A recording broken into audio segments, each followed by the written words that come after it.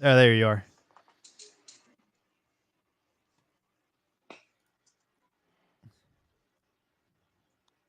All right, let me kick this off.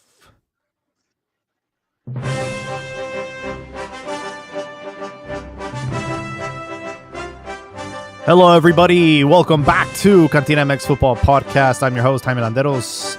We are finally kicking off Champions League in the Concacaf. As of right now, we have Rayados with a victory on the road, but America is currently losing 2-0 to a Nicaraguan team. We also have some Liga MX results from match week 5 and some exciting news surrounding the 2026 World Cup. We finally have the list of cities that will be hosting matches. It's just 2 years away. We are streaming live on Twitter, Spaces, and YouTube. So feel free to join us in those channels and participate on the conversation. And of course, want to give a big shout out to Manscaped for sponsoring tonight's video and episode. Receive 20% off and free shipping with promo code Cantina at manscaped.com. Joel, how we doing, man? Good, dude. I'm doing pretty good. Here, Chivas gets the big W finally. Absolutely. Chivas with a very, very packed schedule. We're able to get a 2-0 victory against San Luis on Sunday. And they play Forge tomorrow over there in Canada.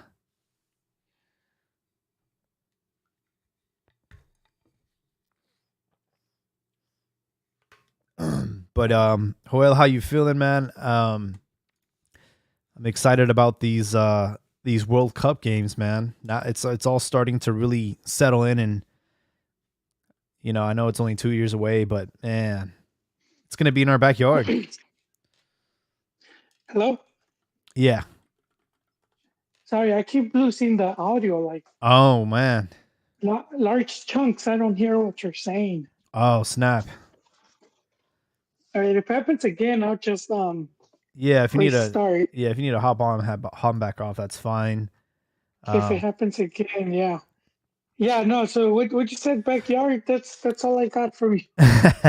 Yeah, now You said Champions League starts. I didn't hear anything until backyard. Oh, yeah. I said that now that FIFA has announced the host cities for the 2026 World Cup, the venues, it's going to be in our Yes. It's going to be in our backyard, and it's really starting to like settle in now. I think it's the realization is I always felt like, it's so far away, but I'm starting to realize, like, holy crap, man, we're 2 years away from this thing. Yes, sir. The sulfite made it back. Yeah, I was really surprised to hear that stadium make the cut after all the back and forth, all the politicking that was happening over there for SoFi. Because number one, it didn't even like meet FIFA's requirements, like the dimensions of the pitch. It's a very narrow field, and we've both been there. We both covered the Mexico game in the Gold Cup final, and that was my first time being at SoFi. And yeah, let's just say it was a little claustrophobic, being on the sidelines trying to take photos. There's not enough room for the media. Yeah, can't say I like that stadium. I mean, the stadium's nice, but getting there, I didn't enjoy that ride. Jaime, let me restart my thing because I keep losing you. So Yeah, you're good, dude. We'll be here. Hopefully, it's not the rain. Yeah, it should take like a minute. That's fine. Yeah, so FIFA on Sunday released the stadiums that will be hosting World Cup matches in 2026. Canada will have 2, one in Toronto, one in Vancouver. Mexico will have 3 with Guadalajara, Mexico City, and Monterrey. They also announced that Mexico will have the inaugural match and El Azteca. So Mexico will be kicking off this World Cup. And it's hard not to get emotional about that.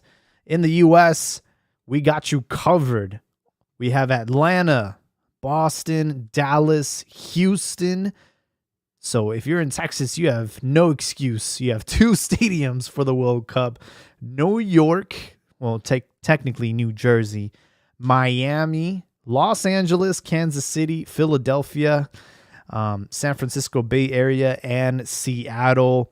I want to know how you guys feel about the final list and if you guys were happy or disappointed with the final verdict here. I will say I was really shocked to find out that, again, like SoFi Stadium in Los Angeles made the cut. I've covered the matches there. It's not it's very hard for the media. I think what people don't understand is when you are thinking about TV broadcasting and all the media people that occupy that stadium, there's a lot of them on the ends of the pitches, so like behind the goal and on the sidelines. And there's just not, like, that stadium, the way it was designed, there's just not enough room for everyone to be there comfortably. I was on the goal ends towards the corner because that's where you get the best photos. And I think like 2 minutes before halftime, and then 2 minutes after the game, they told me, hey, like, we're going to have to move you because we have to take out the, it's like the, what do they call them? Like all the advertisements that they use, like all the backboard stuff. They actually have to physically take them out to get the players in and out into the locker room. So it's just a poorly designed stadium. And ironically, it's one of the most expensive ones in the world. It's also very dangerous. They have like this very nice artificial lake surrounding SoFi, and there's already been 2 deaths. 2 people have unfortunately drowned in that lake. And I can't imagine, in a World Cup event where there's millions of people, especially Los Angeles, and hooligans and, people drinking. I can't imagine how many accidents, that can happen in that specific area. So SoFi is going to be kind of a nightmare. I will say, though, it is conveniently located very, very close to the airport. So I think maybe that was one of the big decisions as to why it made the cut. Also, it's like kind of hard to like not include LA in a World Cup. Like, it's just such a huge city. And I know in 1994 in the Rose Bowl, that was like, an iconic stadium. And I think one of the highest attended matches of all time. Joel's still trying to get his bearings straight. Joel, are you good?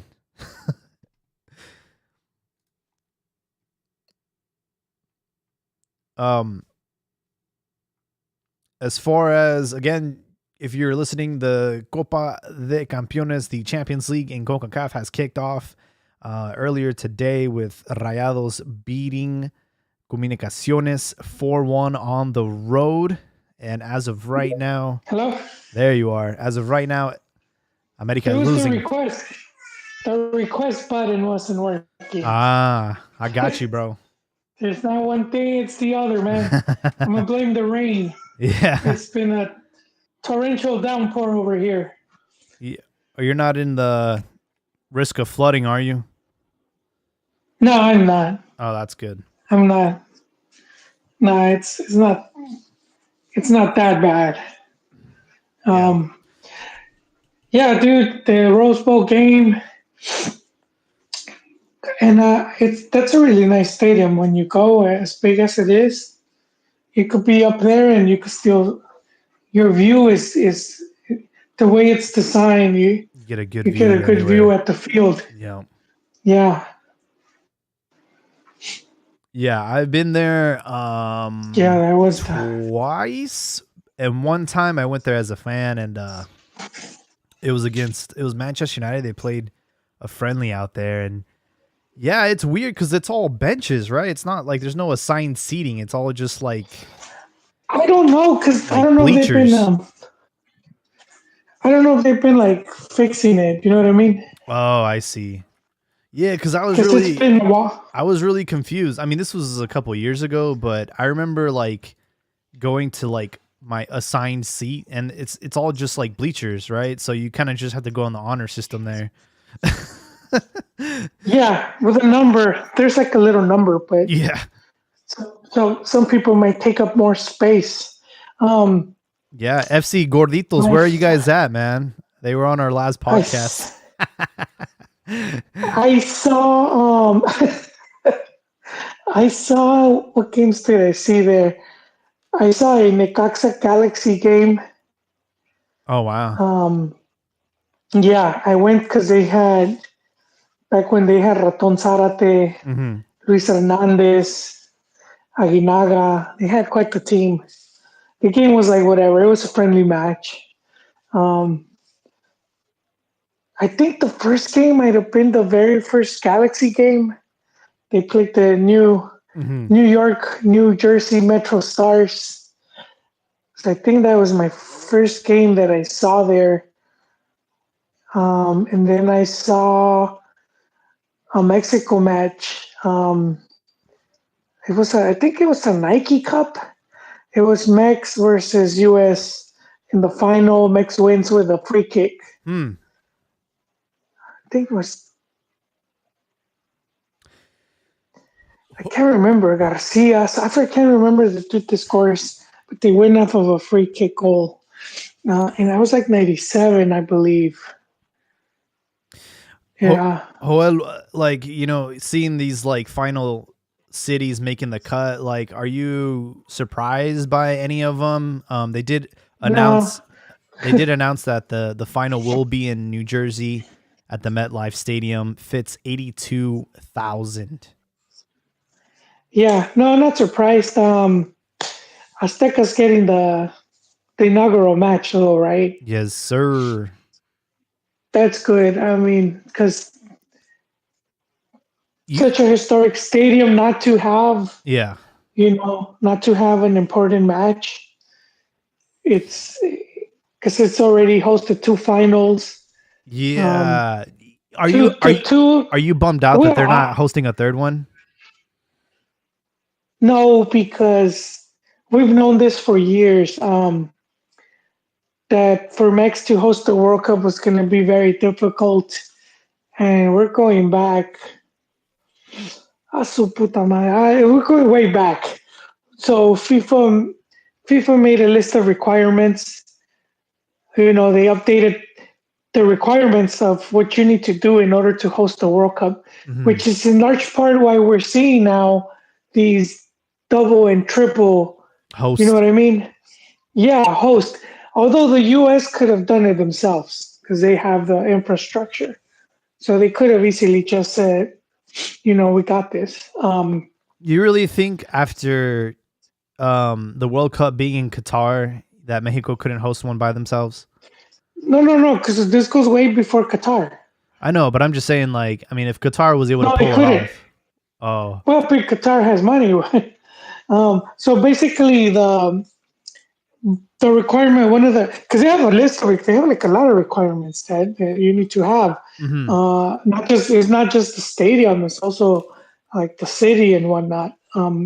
yes, But the stadium was the main one, and the stadiums needed to be like they needed to meet all these specifics, and so then at that point it was like, all right, Mex just doesn't have that. mm, They might have like four or five stadiums, you know, that they could pull it off. Some of them that they could just rebuild, kind of what they're doing with Azteca, but not to host the whole World Cup, and especially now with the World Cup going up in numbers.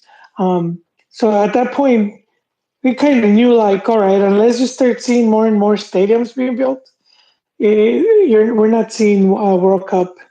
Um, hmm, so it was good to see them when I know people were complaining when Mex announced that they were partnering with the US and Canada. But I was I mean, I was like, you guys don't really think that they could, if they would have been able to, they would have had all of that in place by now. Um, so who knows? if at one point maybe they had cities, because that's what it involves the city, right? You go to the city and you're like, can you build a stadium? Can you put this much money down Mm-hmm. and build a brand new stadium? And so, and some cities will probably be like, yeah, fuck it, we got this. Um, like Mazatlan, recently just built their stadium. I don't know how big it is though, but it's kind of like what we see now in Mexico, where the cities own the stadiums, like Veracruz. The city of Veracruz is gonna own the stadium. So when a team is there, the new Veracruz, the new Veracruz 2.0 or 3.0, man, Veracruz XP. The club, whoever owns the club doesn't own the stadium. Similar to Leon, the city or the state owns the stadium. Grupo Pachuca doesn't own it, and that's maybe what we might see later on. But man, we're going years from now, Yeah. I'm just looking at like this. a lot of years. I mean, like 20, like in Yeah. 20 years, man. I'm just With yeah, looking at this list of the team, the cities that are hosting, and I think it's a huge blow to anyone in Chicago because I feel like Chicago deserves a city but all like the violence behind me. Well, technically, in '94, there was a lot of violence in LA too. yeah. I mean, Uh, because but it's I colors. think like I don't think it was fair for them to give Texas two stadiums, bro. Like, that's a little excessive there. Well, that's part of it also, Jaime. Like if they met, we're like, okay, how many hotels? How many? A lot of the logistics. I don't know. I Um, don't know if they're just thinking like for the fans, it's like easier to have Monterrey, Houston, and Dallas like right there. I mean, it's not right there, but it's like within a reasonable distance. that's dope, isn't it? Yeah, I understand like the logistics of it. The states is a massive country. It's not like when Yeah. you host it in Europe or another. It's like very very small. This is like all over the place, and I don't think people realize the distance. Like if you're trying to catch a game and Levi's and then go to LA, like yeah, I mean it's like a flight's pretty close, but like if you don't have a flight or you got to drive, it's like a far drive. I think from looking at this map, they try to keep the venues like relatively close, but I mean, it is pretty spread out. I'm not gonna lie. Well, the venues, Jaime, the venues might be close, but a lot of times the game, like if you're following a team, they're not going to be close. Yeah, I think Chivas. I'm sorry, Mexico will play. Chivas. Sorry, getting ahead of myself. Your heart Mexico will play beats to the all three. left Yeah, and right. Mexico will play all three games in Mexico. So it'll be Azteca and then El Acron and then Azteca again. Ah, How do you feel about yeah. that? I think a lot of people Not thought they were getting out of gonna. the group stage. No, they're getting out of the group stage. I think they might. I think they're gonna have an easy group. Mexico's gonna be a seeded team, and there's 48 teams, so I'm expecting two of those teams to be, not. Bro, I'm watching You this know, America game, and they're losing to this team from Nicaragua, and their goalie is like he just looks hella out of shape, bro. That boy thick, bro. That boy is thick. he's Gorditos FC material. That is Um, Gorditos FC that starting was, goalkeeper, dude. hey man, he's beating America, beating the hurt. Damn. No, yeah, that's the whole thing with stadiums. And just really quick before we move on, Yeah. that's the Brazil thing. It's one of the interesting things, like what was going on in Brazil when they were going to host the World Cup, because you had all these cities. They were protesting because it's like they're building stadiums, but we could use a hospital. We could use like more schools, and you guys are building a stadium, and some of these stadiums are abandoned. Like and they teams don't play there. They just built them for the World Cup. Dude, and they built one in the jungle, literally in the jungle. Well, it was like, fuck it, dude. Give a ball and maybe put some monkeys and see what I'm just like, they. bro, like they're never gonna use it again. Well, they knew that though. They knew that, and you know what my thing? Well, why? You know why wouldn't the clubs want it? Because they're expensive to maintain. Yeah. That's the you know to have like an 80K stadium. Let's say your team is it gets an average of like 40. Mm-hmm. Even if you got 50, that's like 30,000 less. So just maintaining all of that, all the seats, everything, it's very expensive. So I get teams were like, nah, we're cool with this, with whatever state funded stadium we're at, or whatever shithole they own. Yeah. We have Don Al Pastor joining us. Thanks for joining us, man. How you doing? How you feeling? Hey guys, I'm doing well. Just catching up here. I do want to say that I do follow this guy on Twitter, Martin del Palacio, Yes. and he used to write for FIFA, still writes for FIFA. He's got like connections here and there. Joel knows him. You know, Oh, you know personally, me Pastorcito, I've known him for since like 2003.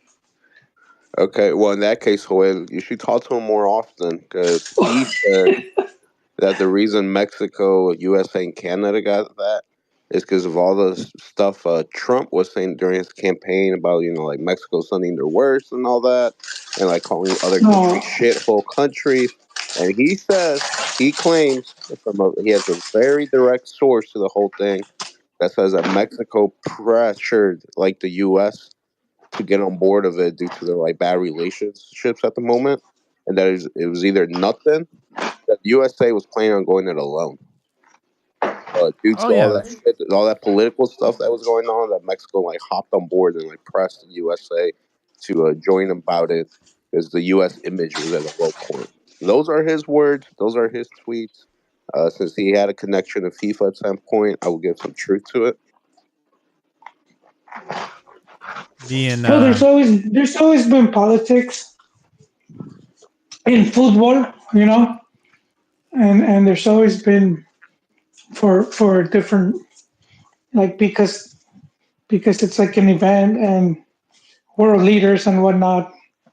But like if you get to read on it, a lot of times that's the World Cups are used for that, for like political reasons. So kind of you had that in South America going way back to like like Argentina host and they had the dictatorship when they hosted.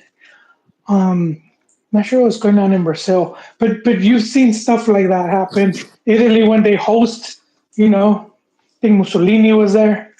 Um, so there's some of that, but the whole stadium thing, and this is something that anyone can verify by themselves by like looking at the old, like getting the articles where it says the FIFA requirements, and then you could just go and see how many stadiums in Mexico um, fulfill that requirement. No, but And so what then I'm at saying that is at that that the point, it's U.S. like, well, we planned on don't going have it the alone. That with political pressure, Mexico like hopped on board of it. But it's kind of agreeing with your point. Like Mexico was never even get 13 games, much less a whole World Cup. Now, yeah. whether the stadiums is the reason or whatever, but the reason they're on this one is because he claims there was some politics behind the scenes that Mexico, managed to get 13 games out of it, but they weren't even a first choice. hmm. No, but I do think that because see, and I think the U.S. can host it by themselves. Yeah, But that's what then I'm at this, saying. yeah, but then at this point, then why add Canada? Like why add Canada? What are I they think bringing to the to table? grow the sport, right? Because Yeah, I but what does the U.S. care if it is just political? well, let's And if we're going the political angle, what let's do they look at got to offer? let's also look at what FIFA is trying to accomplish, right? They're trying to bring the game to countries that had never hosted before, and that's been the move since like what 2002 when they brought it to Japan and Korea. They brought it to Russia. Yeah, They brought it to Qatar. They South brought it to Africa. Africa. So like I think like why not, kill two birds in one stone? Like, let's have US host it again. Let's throw in Mexico because we need the beaners, and then let's give it to Canada too because we're trying to grow the sport in Canada, and we can say that we brought the World Cup to a new country. Yeah. Talk about growing the sport. A lot of people claim that the World Cup, helps that in the U.S. And don't get me wrong, there's been a lot of progression in the U.S. from the last World Cup till now. But when it was announced, like when they started announcing the seeds, like New Jersey to host the final, things like that, bro, ESPN did not touch on it at all. Like ESPN Mexico, the football picantes and all that. And that's all they were talking about all day, like creating controversy People don't only care during about it the game. here. Here, man, Sports Center didn't touch about it once. They'll talk about It was all like Super Bowl talk, which I get it, yeah. but it makes you think like, yo, my guys, you guys are hosting the World Cup, Well, the World Cup finals in New Jersey. You guys here's can't another even give thing. it a 5 minute cameo. They don't have TV rights either, so it's not in their best interest to talk about it. Mm-hmm. Yeah, that's true. There you But go. still, I mean, Business. Because I'm sure if you go on Paramount, and because NBC has the rights, right? So I'm sure if you go on like NBC, I'm sure they'll talk about it more. yeah, but I still think a 5 minute snippet or something, due to the how big the event is, how big of a deal it should be. But for that reason, I mean, I don't think that's ever going to change. To be honest, I think everyone that claims the U.S. is going to become like one of the top national teams in the world or whatever. I don't think it's ever happened because that lack of interest is just there. Yeah. What I was telling Hoyle earlier, Habibi, is like I don't agree with Texas getting two cities. Like both Houston and Dallas get to host World Cup games. I don't think that's fair. I would have liked to see Vegas because I feel like Vegas would have been a dope ass venue for a World Cup game. Or Denver. I think Denver would be great too. Kind of just to get into more of like the West, but like more in the central region. Um, like Chicago would have been a great venue. Yeah, man. It's just like I was kind of surprised that like the like final list. I mean, I understand Chicago, but the thing is, Chicago opted out of it themselves. I mean, Chicago's Mm, like almost bankrupt, so they just couldn't handle with it and all the money they would need put into the city. but So they how? said no. Yeah. And then Texas is huge, man. I've driven from like the southern part of Texas all the way to like the northern part. Hmm. Bro, it is long as hell. It's like 10 plus hours. No, I know Texas is Yeah, huge. Texas is huge. And then like Denver, I think with Denver you run the risk of some Leagues Cup thing, like Mazatlan versus Juarez, like where you have some games that like no one goes to, and you have to give That's them true. prime games. If you don't give them prime games, if you give them like I don't know, Honduras versus Mali or whatever, I think it'd be empty. So Mm, yeah, I think that's another reason they stuck to like big cities like Houston and yeah. Dallas. Yeah, the reason I bring it up is because the capacity of Mile High Stadium, it's 76,000, which is the fifth biggest NFL stadium in the States. Um, so MetLife Stadium's the biggest one at 82. Lambeau Field, I mean, they're not going to bring the World Cup to Wisconsin. Sorry. AT&T Stadium's in there, Arrowhead. I think that's the one people were like, really? Like, Kansas City? Random, dude. Yeah, that one's random. My thing is they just got it just because Chicago opted out, so they just need like some Midwest connection or something. It's like all these other ones, like, okay, yeah, yeah, yeah. And then you're just like, huh? Like, the Chiefs aren't going to be there, right? Like, this is soccer we're talking about, dude. Yeah, I mean, I, I don't know. I'm not a fan of Kansas City overall. If I look at the World Cup in 94, um, Pasadena, the Rose Bowl, you had Stanford over here. You had the Giant Stadium, the new, same one, MetLife, whatever. They had it in Detroit, Chicago, Orlando, Florida, Massachusetts, and Washington, D.C.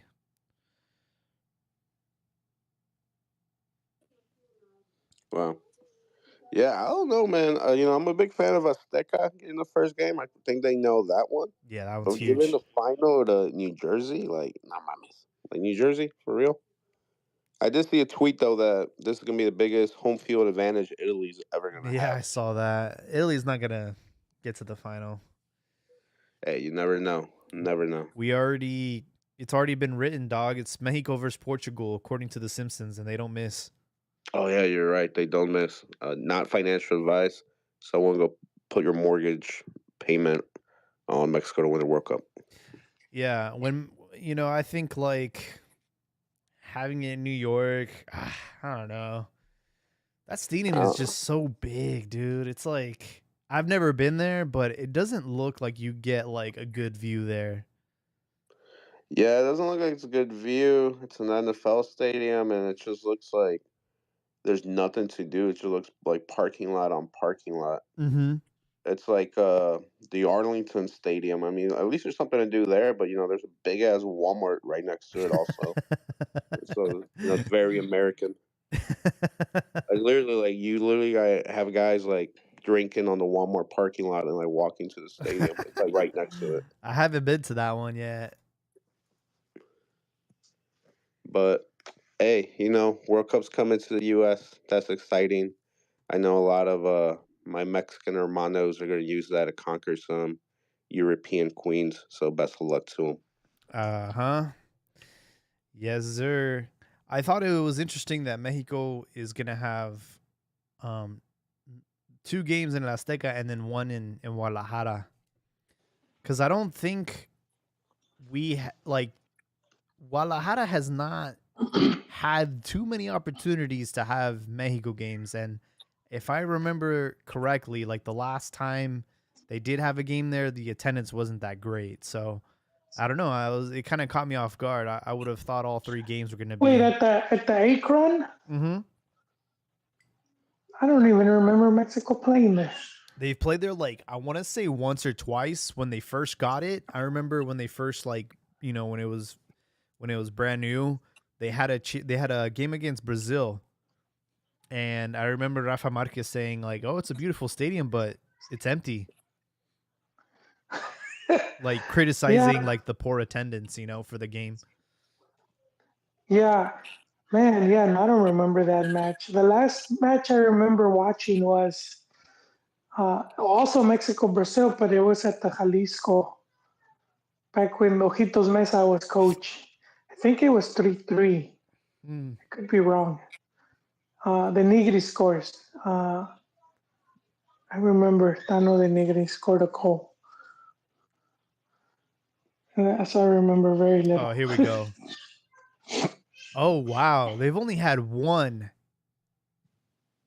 So they've had one international match there. It was September 4th, 2010.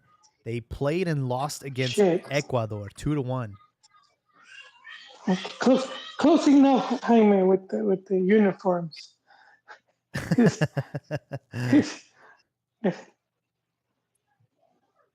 Yeah, man, that's crazy.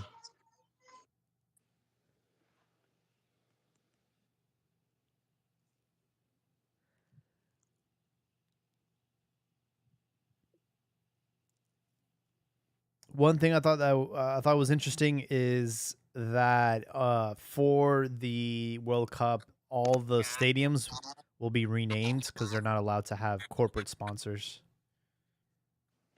Even though the Dallas Stadium has a big ass AT&T name over it and all the pictures they show. I mean, I get it, but why they do it? I think that's one of the reasons they said Chivas doesn't sell merchandise in the U.S. Like you can like ship it to here because it's some conflict of interest with the sponsors. Oh, really? Yeah, this one girl that does the English show for him, the We Goat You or whatever. She said that she has asked, and they told her that there's just conflict of interest with sponsors. Hmm. So now you know why they don't want our dinero. Something about the sponsors. It always comes down to licensing and money, right? Yeah, But I like the idea of naming it the Jorge Vergara Stadium. I think that'd be dope. It'd be a good way to honor his legacy. Yeah, I mean, it's gone through a couple of names, right? But I do think that it would be nice to have that there. Yeah, I mean it's gonna be Jorge Vergara or what most likely is gonna be Estadio Guadalajara. That's what most likely is gonna be. Yeah, during the event, the stadium will be temporarily renamed to Estadio Guadalajara in accordance with FIFA's policy on corporate sponsored names. The stadium will host 4 matches, all group stage. Hey man, I just want to say fuck Monterrey. You know they say they're European, that they live in their own island, and it was like, all right, we got you. No Mexico game for you. Guadalajara will be hosting for the 3rd time. They hosted it in 1970 and 1986. And they had Brazil. So I wonder if they're gonna get a Brazil game. You know what I want to see? If Mexico qualifies out of their group, do they stay in Mexico or do they go to the U.S.? Like, imagine like a round of 32 game, and they're in playing in L.A. or something like that. Yeah, I think I have to see like the structure, but I do think that the El Estadio Azteca will host, I believe, up to round of 16, and that's it for them. Hmm, interesting. So Would be nice. yeah, You would think, as being one of the hosts, yeah, I think they would that try to keep they would get Mexico. to. Yeah, I don't know, man. When you want to see them like in L.A. or Texas, I think we were talking about the fans consuming like I can barely hear you, buddy. we were talking about the fans like consuming terrible content and stuff. But you need to give it to the Potros, man. They consume their Mexico, and I think it would be more of a home advantage playing like in Dallas or Houston, LA, than playing in Azteca, and that's my hot take. That is a very, very controversial hot take. Well, that's assuming you get tickets, man. The way, you know what I mean? The way Well, that the Mexicans tickets are getting tickets, sold man. is such a shit show. The way they do the whole ticketing stuff, where you got to Oh, enter a lottery and then you got to see if you can trade. real, It's real quick. yeah. America just scored 2-1 against whatever Real Esteli. 90th minute, Quiñones. So they got one back. Yeah, what's gonna happen with that game? They're gonna go back to Azteca, and America's gonna kill them like 7-0. I gotta give them credit, man. The Nicaragua fans, they, welcome this team with open arms. They only have a capacity for about 5,000, but it's a nice stadium. It looks better than most first division stadiums in Mexico. Yeah, but I remember I sent you guys a picture. There was a Copa del Rey game, and it was Osasuna versus like a third division Mhm. team. Bro, that was lit. Like it reminded me of Toluca's Bombonera Stadium. It was like just lit. It looked nice. I'm like, they have a better stadium than most Liga MX teams, and definitely Expansion teams. And it's like third division.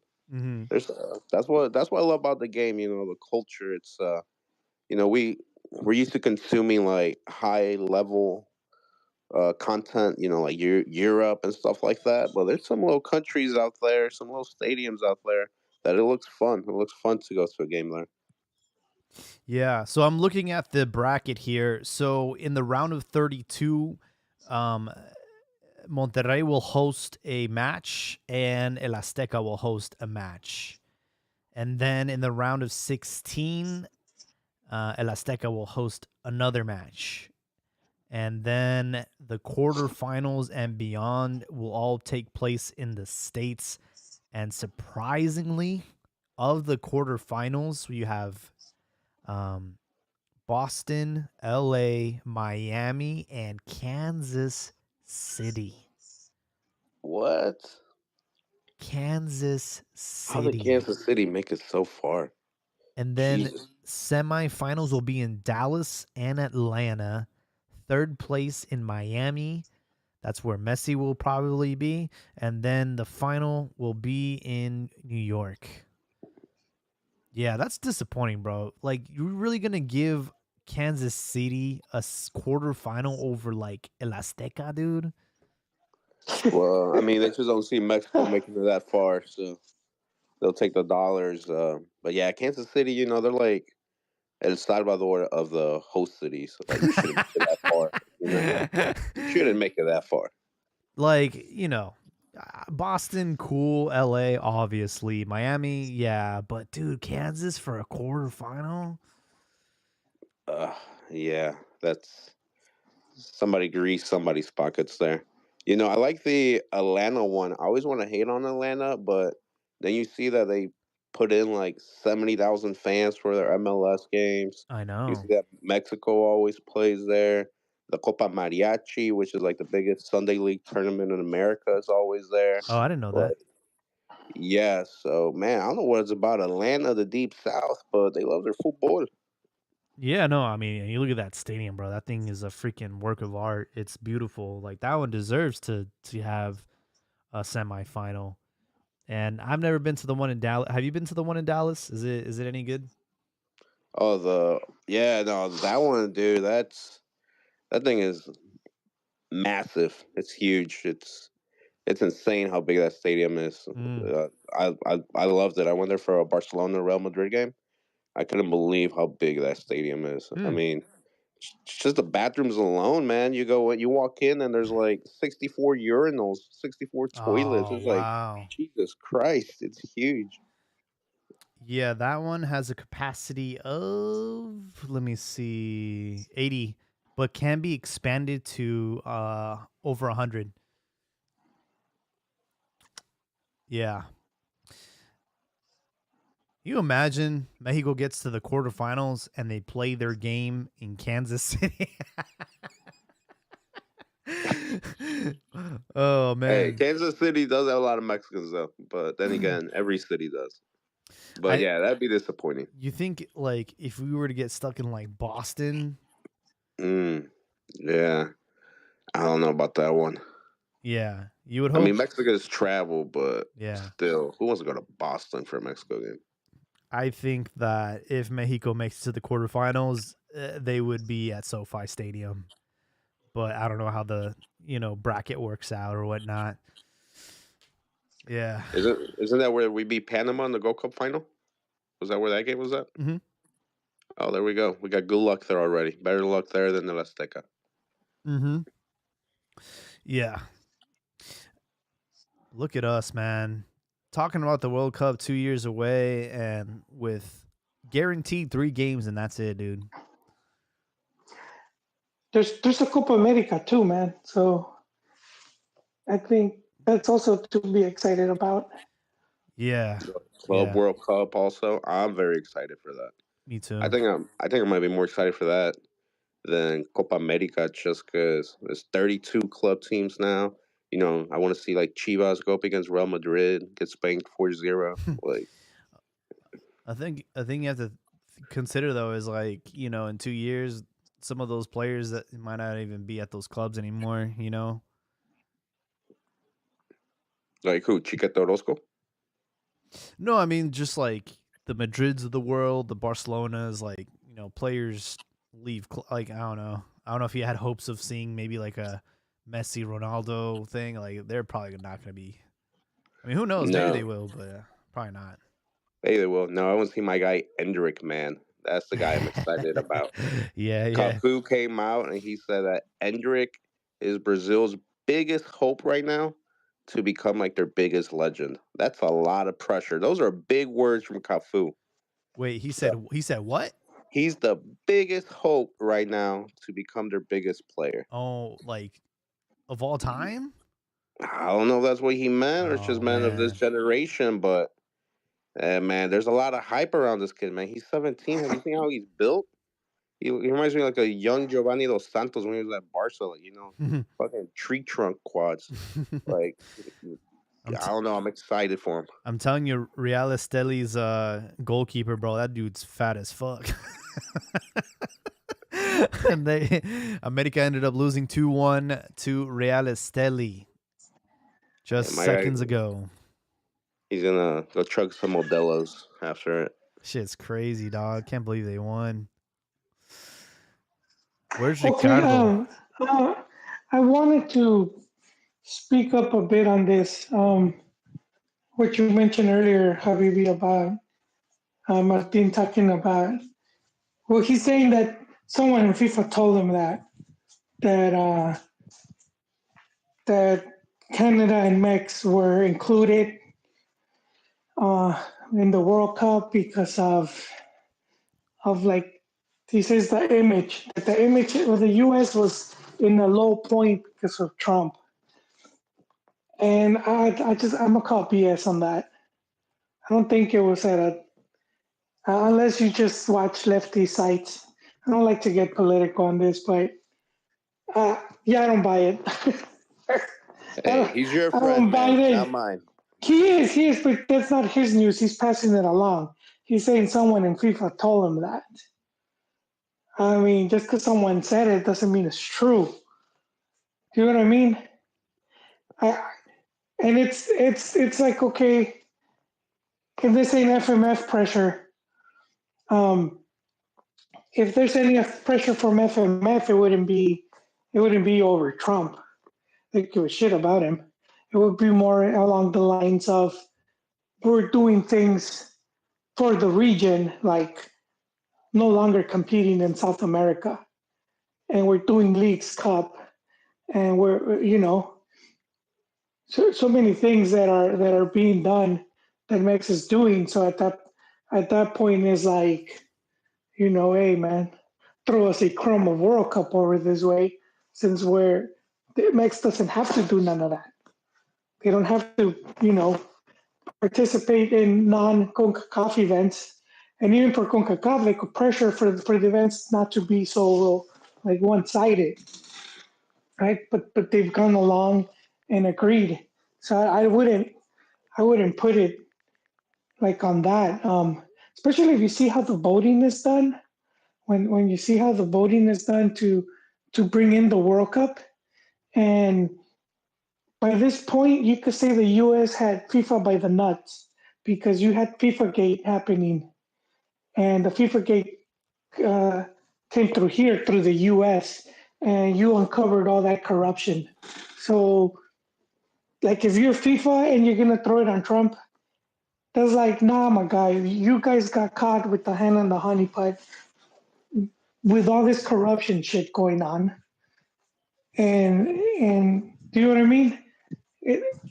Now you're bringing this other dude. I didn't think he had anything to do with it, man.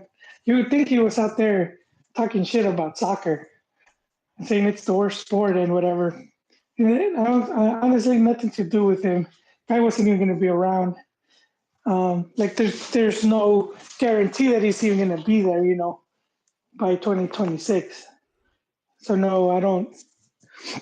I'm late to this. I would like to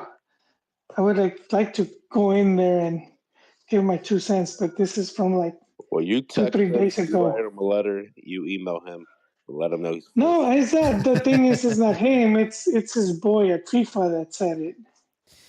I don't have a good relationship with him. He called me a pendejo after I called him a pendejo. So Jaime went ham on him one day. About what? It was something that he tweeted, and I was like, dude, today's independent or April Fool's in Mexico. Don't believe anything you say, pendejo. And then he called me a pendejo. But I've seen him on VIX Plus. He's been on there. They did this Al Grito de Mexico or something like that. And he's also on FIFA.com. Like they have some content, and he's on there too. So he's got some skin in the game. I don't know. So who do I believe, him or dishwashing Joel? Oh, dang! You ain't gotta do him like that, dog. He's been to a World Cup, man. Oh, that's true. He's had them free press lunches. So I got a question for any listeners in Nicaragua. Is today a historic day? Is it going to be a holiday in Nicaragua for Real Esteli beating America? That is incredible. What are you trying to say, Jaime, that America is the biggest team in CONCACAF? Que son el más grande de todos? I And, mean, I hate to admit it, but I mean, if we're going off of titles in for the Concacaf champion, like who has the most? They have the most, right? yeah, they have the most. Yeah. And it's their first victory in 31 games in the Champions League. Holy shit. Wow. I think their stadiums with what, like a capacity of like 5,000 Yeah, or something? 5,000, Oh my dude. I goodness. wonder what the betting line was on today's game, bro. Somebody made some Uh, jug. America was like minus 250, so you had to bet like $250 just to make 100. I know, but Like, for the other team. oh, they were like plus 1,300. So if you bet like 100 on them, get Dude. yourself 1,300 bucks. I should have put money on that. Where's Ricardo at, dude? He always hides when America does these embarrassing things. He's been hiding for a minute, Yeah, he's man. been Ever since hiding. ever since called him like a domestic abuser, like he's been hiding. I don't know if like it actually hurt his soul or what. I kind of feel bad. We have some more Champions League tomorrow. Toluca versus Eridano. We have Forge versus Chivas and Vancouver Whitecaps versus Tigres on VIX and also on Fox Sports 2. We had Um, some really good matches over the weekend. I don't know what's going on in Liga MX, but there have been a lot of high scoring, entertaining matches. We had a very like dramatic victory for Puebla against Mazatlan. They were up like 2-1, and then they tied it 2-2, and then Ormeño scored the game winner a minute later. It was pretty bonkers. We also had Toluca 4-1 over Leon. Alexis Vega scoring on his debut, guys. hey, you know something I like about Alexis? As much shit as he's gotten from the fans, everyone, he could have been a really sour grape about his departure and talk shit. You know, like Antuna talk shit, Huerta talk shit. A bunch of players that leave have talked shit, Mm-hmm. and they even try to bait him in his interview afterwards. And he's very, Really? yeah, he was very respectful about Chivas. Said he enjoyed his time there and will always be grateful, even on his last day. He was like very happy. So him and Trophies, they're the only ones that I've seen talk positively about that. They try So to they try to bait him. yeah, they try to bait him and say something bad, and they respond like with good things. So I'll give my respect to that because like Huerta, Antuna, them motherfuckers, Yeah. they took the bait and they Yep. shitted on Chivas. They did. So my respect to Vega because you know he did get a lot of shit. I mean, not Yeah. saying it wasn't deserved, but he could have gotten toxic with it himself, and Absolutely. uh, and he decided not to. So I'll give him respect for that. Yeah, and he scores against Guardados Leon. And immediately people start to say, maybe it's Chivas. Maybe Chivas are the problem. Because a lot of these guys, like you look at Antuna now, bro, that guy's a beast. Alexis Vega scoring goals. Like you see our players leave and they just do better somewhere else, man. I think it is Chivas the problem in the sense, like I said this before, is just having a lack of a quality roster. So instead of bringing in these guys like recruits, you're bringing them in as saviors, Mm, and a lot of guys can't handle that. And it's very hard, like when Vega came in, he's supposed to be the savior. But I like what Hierro's doing now, instead you bringing in Guti, Chicharito, Cade, Pocho, like you're actually building a team where you're not in bringing one guy to be the savior. Like there's actually something going on. So, but yeah, I think that's been the problem. Chivas is just like Mexico, man. They're always, how Mexico always looking for that naturalizado to save Mexico. Chivas is always looking for that one player to save them, and anything that just Well, might screw it's you not that over. looking. It's because that's all they could find. It's not like they just won one player. What Sorry. the? Yeah. Is that Taylor What the Swift? hell was that? Yeah. Is that T It's Swift? yeah. It's me. I'm the problem. Basically saying that Chivas are the problem. Yeah, I, they are in a sense, but I think that's changing. I also think it gets exaggerated with the whole Chivas players do better. Like former Chivas do better in other clubs. I do feel it gets exaggerated to an extent because there's all these other players that don't do good and no one says shit, you know? So and it's not like a lot of those guys were doing bad. To me, Antuna wasn't doing bad. He was just getting really bad publicity. He was getting capped to the not to the World Cup, to the national team, in line to the World Cup. And people kept talking shit, saying he sucked and all this shit. And then he moves to Cruz Azul, he's doing good, and all of a sudden it's the shit talking is like, oh yeah, he's doing better because he's not at Chivas. Hey man, Oh, it's just the so toxic it's way of the Mexican. I'm gonna give you a perfect example. Our fellow Ricardo, he was mame, calling the Dutch league a fisherman's league. That Sakti sucks. Those aren't real goals. Blah blah blah blah. And look at America's Refuerzo Estelar now. He's coming from the Dutch league, and I think he had like one goal all season or something. And now they're saying we brought La Promesa de Holanda. Boom, Refuerzo Bomba. Everyone going crazy. And now, it's like it works both ways. Yesterday it was a fisherman's league, and now it's like, boom, you bring in a Refuerzo Bomba from there. It's a great league. Hmm. Yeah. Funny how that works. But yeah, I mean, Antuna, I think the problem with Antuna, bro, is his smile, man. There's just something about when he smiles. He got That's that. just, you want to punch him. He has a punchable face. He does have a punchable face, man. I'll admit it. Um, and I think like he just likes to be the antagonist, right? He likes to be the bad guy. It like fuels him, and it works. Like let's be honest, it fucking works. If he was an animal, he'd be a hyena. I'll tell you that right now. Damn. He ain't no lion, man. He ain't no tiger. He's a little weasel hyena, bro. But yeah, I mean, I think Chivas does have some fault. But I think, like I said, I think those things are changing, and I'm excited. One thing that I will criticize Chivas for is signing Chicharito and going through all that shit, and then my guy still has like a month and a half before he can even play. Like it feels like he did his presentation like weeks ago. I forgot all about him. They should have signed him like for next tournament. Yeah, Chicha is you know, I think he'll be ready when he's ready. I mean, you look at Macias, right? This guy started the season and now he's taking a break. He says that he has to get his knee, recovered because it's not, for 2 years he's had to like put all his weight on one knee and I don't think it's ready. He's not ready to like go full back yet. So he didn't even make the trip to Canada.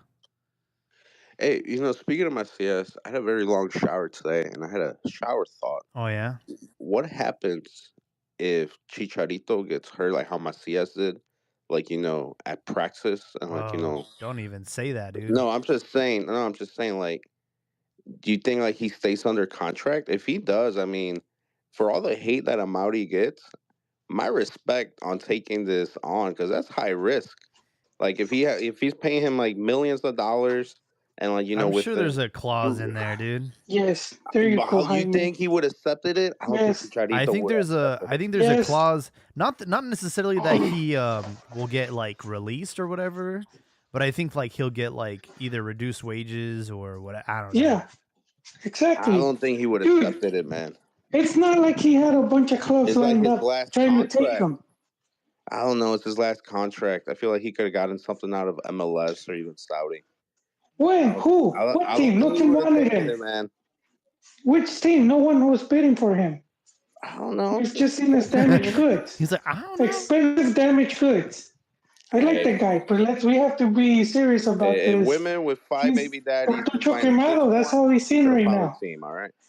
Just the best thing that could happen for him. And if he mans up, he'll make it work and he could go out with a bang. I'm just saying, if he has a recaída and doesn't even debut, like his knee fucks up again, and Chivas has to pay him, people got to apologize to Mauri because he took a big risk for the team. He'll be fine.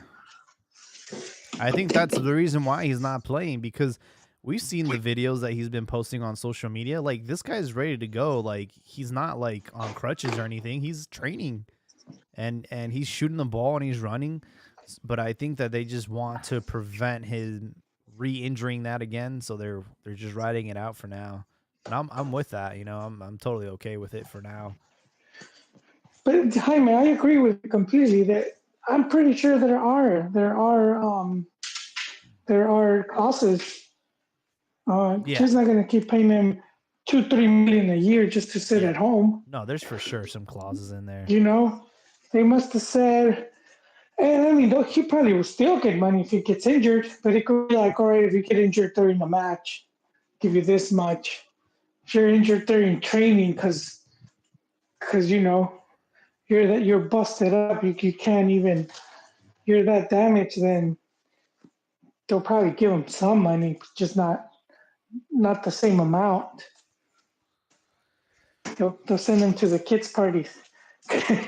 he could play a video game with your boy. Hey, what's wrong with that? Nothing's wrong with that. I'm just saying, what are you going to have him do if he can't play? People to do you like a 10-second shout out. I would do something like that, like $200 for like a shout out. I'm saying because Chivas was doing that. I don't know if you remember. You could rent a Chivas player for a day. Man, there's nothing wrong with that. What do you mean? Guys got to make their money. Over here, the MLS team, the players, they'll do like a random like a bartending shift at a bar next to the stadium. Dude, fans show up like crazy. They tip them like crazy. You gotta remember, these are like MLS players are like on a $65K contract, so it makes sense. They show up, they bartend, they get the fans crazy. They walk out with like $1,000 in tips. If you're making maybe host a year, they pretend DJ. Have you seen those? No. Have you seen those videos where it's like some hot girl DJing and they film from the back and she's not even, so it's not even connected? Oh, yeah, I have seen that. Let me teach at a club in Hong Kong. My favorite are Mexican DJs like quinceañeras, where they call themselves DJs, but they don't like actually do any DJing. They just play song requests. But, you know, it is what it is.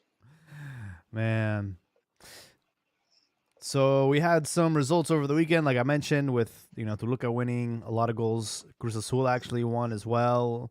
Tigres and Pumas, dude, that was a very, very good match. I watched them, and I mean, Tigres were up 2-0. It looked like another day in the office, and all of a sudden, man, Pumas came back and tied the game up, like flipped the script immediately, and ended up in a 2-2 draw for Tigres.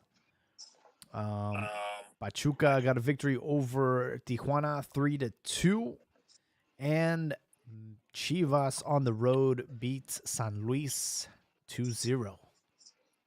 Bro, I texted my buddies. Tigres always beats Pumas at home. Easy win. Betting on Tigres. And then when they were up 2-0, I texted them, what'd I say? Easy money. And next thing you know, like right after I send the text, Puma scores. 2 minutes later, they score. Dude, I got destroyed in the group chat. Like, you bad luck, motherfucker. But yeah, that was a good game. Not for me though, but it was a good game. Yeah. I also, when I look at Chivas, the only concern against that game against San Luis is, both goals came from the PK spot. I will say though, I'm glad that Pocho at least has shown now this season that he can be our designated PK taker, because that's always been an issue with Chivas. Is like, who's gonna take our PK? You know. You know what we need, and we haven't had a long time? Hmm. Designated free kick taker. Like, there's not a guy who lines up for the free kick, and you feel like there's a real threat of a goal. I haven't felt that since Ramoncito, man. Or Fabian. Yeah. Fabian was that guy too. Like, Mm-hmm. you just knew their placement of the ball was great. It's been a minute. Yes, you are 100% correct. Like, I feel like now, like, most free kicks are like, they're almost like cross us because they don't even have the faith themselves to go direct. Like, we just don't have that guy. You know, that's how I felt about the selección, and then until Luis Chavez scored that goal in the World Cup. Oh yeah, he does have placement. Damn, I can't believe he went to Russia. I know. Sometimes I think about a lot of the things that have happened in the sports world, and sometimes like they don't feel unreal. Like Dani Alves is still in prison. Like, what the hell? If you would have told me when prime Barca, they were winning the Sextete, that one day Dani Alves was going to go to Liga MX, play for Pumas, and see that stadium so terrible that he would prefer to go to prison, I would have never believed you. Oh, that's funny, dude. Ronaldinho getting arrested in Paraguay for a fake passport. Like, come on. Like, what the hell? Yeah, that one's kind of random as fuck. A little bit, guys. Remember, he was at Querétaro. Kobe. What happened? Kobe, man, gone too soon. Sometimes I forget Kobe left us, man. Like, rest in peace. I'll be doing something, and then I'll be like, "Oh shit, Kobe's dead, dude." Yeah, bro. I was Wait, serious? the other day. I was like, damn, Kobe's gone. What the hell? Like, it's just like a random thought, bro. It's just like, oh shit, man. Like, cause you'll see something on Twitter, or you'll like I was watching like The Last Dance, one of my favorite sports docs of all time, and like, oh, that's right, dude. Kobe fucking died. What's the last dance about, Jaime? Oh my goodness, dude. You gotta go watch it. It's like the best documentary ever. It's on the Chicago Bulls. So the whole time when Chicago was on this crazy run, when they won 6 out of 6 NBA finals, the whole time they had a crew like recording all of that, and you get to see a lot of shit that you just didn't know. It's really cool, man. What I would like to see recorded is with the original Dream Team for '94 Olympics. They had Bird, Magic. I know, but they had all of those fuckers playing games like they're cascarita, man. Yeah, they talked about it. They actually showed a few clips of that. I know, but I want to see like a whole match. Like, dude, I'm telling you, you would. I don't know who has that footage, man. Some asshole must have it. They have it. Yeah, they don't show it to us. Jaime, what's taking so long? I want to. Dude, watch the goddamn documentary, dude. No, but I mean, I want to see like the whole, not like clip for like 2 minutes. Oh, I see. I want to see like a whole, their whole. Yeah, because I've seen like little clips here and there when they, they'll be playing, but yeah, I'm like, dude, it's just crazy the amount of talent there was in that. Yeah, no, it's a great dog. I was hoping you would see something like that in soccer, right? What, a Dream Team? No, just like imagine if they had all this footage of Barcelona or Spain when they were just like, when Spain won the Euro, World Cup, and then Euro. Like, imagine if we had like footage of like a documentary that just broke all that down, like the shit that you didn't know was going on behind the scenes. I know that like when Mourinho was coaching Real Madrid and Guardiola was at Barcelona, like it caused a lot of turmoil with the national team. Like Mourinho got into their heads, bro, and he made them the enemy. Like I think like Ramos and all the dudes playing for Real Madrid, like they hated Barcelona. And even like when they would break off for international games, like they still had like animosity towards their own teammates. It's crazy. Hey, but you know what? As a fan, I love that because we always criticize players for not having passion or like shaking hands after the game or trading jerseys or whatever. But for taking that rivalry so That's what serious, I'm saying. yeah, I love that, bro. I love that. I'm like, it makes me want to watch the game even more because I know I'm taking 2 hours of my time to sit down and watch your ass. At least I know you're going fully at it. Not like some America Chivas stuff where they like sit together after the game and like, have dinner together. Like, nah, man. I want to see you do some Pollo Briseño and Giovanni Dos Santos type shit. Dude, like there was another documentary that I watched. It was about the Redeem team. You know how like the NBA, like the US team was like sucking it up in the Olympics, and then they finally put together a team, that was going to like redeem themselves. And Kobe goes to Paul Gasol's like hotel room the night before they play each other, and he just goes there and he like hangs out with all of his teammates, and he's like, oh, like, and Paul said that it kind of threw him off guard. He's like, oh, okay, like Kobe's cool, we're buddies. And then I guess Kobe went into the locker room. He says, hey, like on the very first play, I'm gonna hit Paul as hard as I can. And I he seen that. and he just, dude, he hits him as hard as he could. And he's like, bro, I'm doing this to my own teammate. Like fuck Spain, like go USA, dude. I'm like, I love it, bro. Like I said, gone too soon, man. That mentality in sports, that Mamba don't see it. mentality, bro. Don't see it with a lot of players any longer, man. Like Cristiano, Jordan, Yeah. Kobe, not soft guys like LeBron. Why do you say LeBron soft? Man, he just complains and whines too much. There's a rumor that Shaq turned down like $100 million Super Bowl commercial offer because he had to work with LeBron, and he said that he complains and whines too much. My guy Shaq turning down big money to work with LeBron. Bro, Shaq will do LeBron has any some endorsement. serious issues. Hey, apparently not with LeBron. That's what I'm saying. Like, if DJ Diesel is turning down an endorsement, you must be an asshole. Yep, crying, whiny little bitch LeBron. I can't believe he's still playing, dude. That guy went into he went into the league when I was like in high school. Dude, I saw a clip. He's facing the Rockets, and the guy goes up to him. He's like, "Your very first game, you played against my dad." He's like, "Why you do that to me?"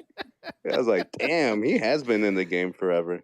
Yeah, I saw that today. I started dying, bro, because I'm like, holy shit, dude. Like, he's been in the league for a long time. I know he was like one of the last pros to go straight out of high school, right, to the NBA. Yeah, he was. And I was thinking that was another shower thought I had the other day. Longevity, how players become the victim of that. Like, like Cristiano, LeBron, like their players are like getting criticized for what they're doing in their season now. And you have to be like, hey, motherfuckers, like, hold up. Like, these guys are in their prime. They were killing it. Why are you, they've been in the game for so long. Like, you're judging their career now in their retirement phase and, like, completely forgetting about everything else they've done. That's why they say you got to retire Like when, Chicharo. you're at the top. Yeah, like Chicharo, like getting memes because he's bald now and stuff like that, completely forgetting everything he's done. Yeah. That's why you got to retire when you're at the top. That's why I got emotional during his like unveiling, because they really recapped like what he's actually achieved. I know like in recent times he's been on the wrong side of people's opinions. Like I think like he's been kind of a diva. He's been really using his platform to just, talk about a lot of stuff, and I think it's ruined his stock. But then you really realize the impact and the actual accomplishments that he made. Like no one else has done what he's done, bro. Like only Hugo Sanchez and Rafa Marquez can be in the same conversation as Chicharo. And it's just like, I think that just letting it all soak in and realizing, holy shit, dude, this guy did a lot. And you don't even realize that a lot of these kids that are on Chivas now, like, dude, they all looked up to him. They all grew up watching him, and like, yeah, like he's there like Hugo Sanchez. He's there Rafa Marquez, That's kind of crazy, dude. Yeah, that phrase, I miss the old Kanye. I miss the old Chicharito, but, I'm willing to put up with a new one just because of everything he did. I'm not a big fan of the woke Chicharito. Like, Like, my guy, just focus on putting the ball in the net. I don't need like a life meaning explanation from you. Yeah. But I don't know. I feel like it takes away from the ambition on the field. Like, Hmm. instead of saying we lost and we need to improve or whatever, you start giving me some speech about how everyone's human and everyone makes mistakes. I'm like, I don't want to hear that as a fan. I want to hear that you're out there dying and that you're going to go in tomorrow and try to improve. I don't need some motivational life explanation as to Yeah. why we lost. Yeah. I'm not a fan of the new Chicharito, but hey, he brought so many happy moments in my youth that I'll put up with it. For sure. This next hot take is brought to you by Manscaped. Save 20% and free shipping with promo code Cantina at manscaped.com. Take care of your balls, guys. The I forgot what the For real, analogy. go get tested. Yeah. Go, we don't want like what's the guy from Tour de France who had one nut? The guy Lance that took Armstrong. steroids. Yeah, that Yeah, guy. that guy. Lance Armstrong. Yeah, we don't want any listeners to be a Lance Armstrong. Go check your nuts out, but before you check them out, make sure to shave them with some Manscaped products. Yeah, they say your driveway looks bigger when you trim the hedges.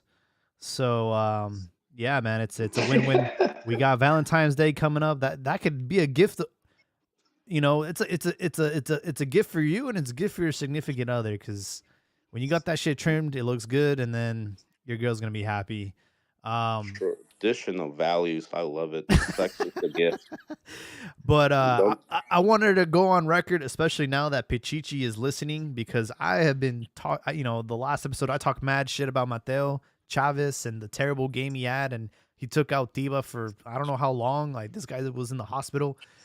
He redeemed himself against San Luis, and I think Gago was right, man. Like, he's young. I like him. He's gonna make mistakes, but you got to keep playing. And dude, he played a much better game against San Luis.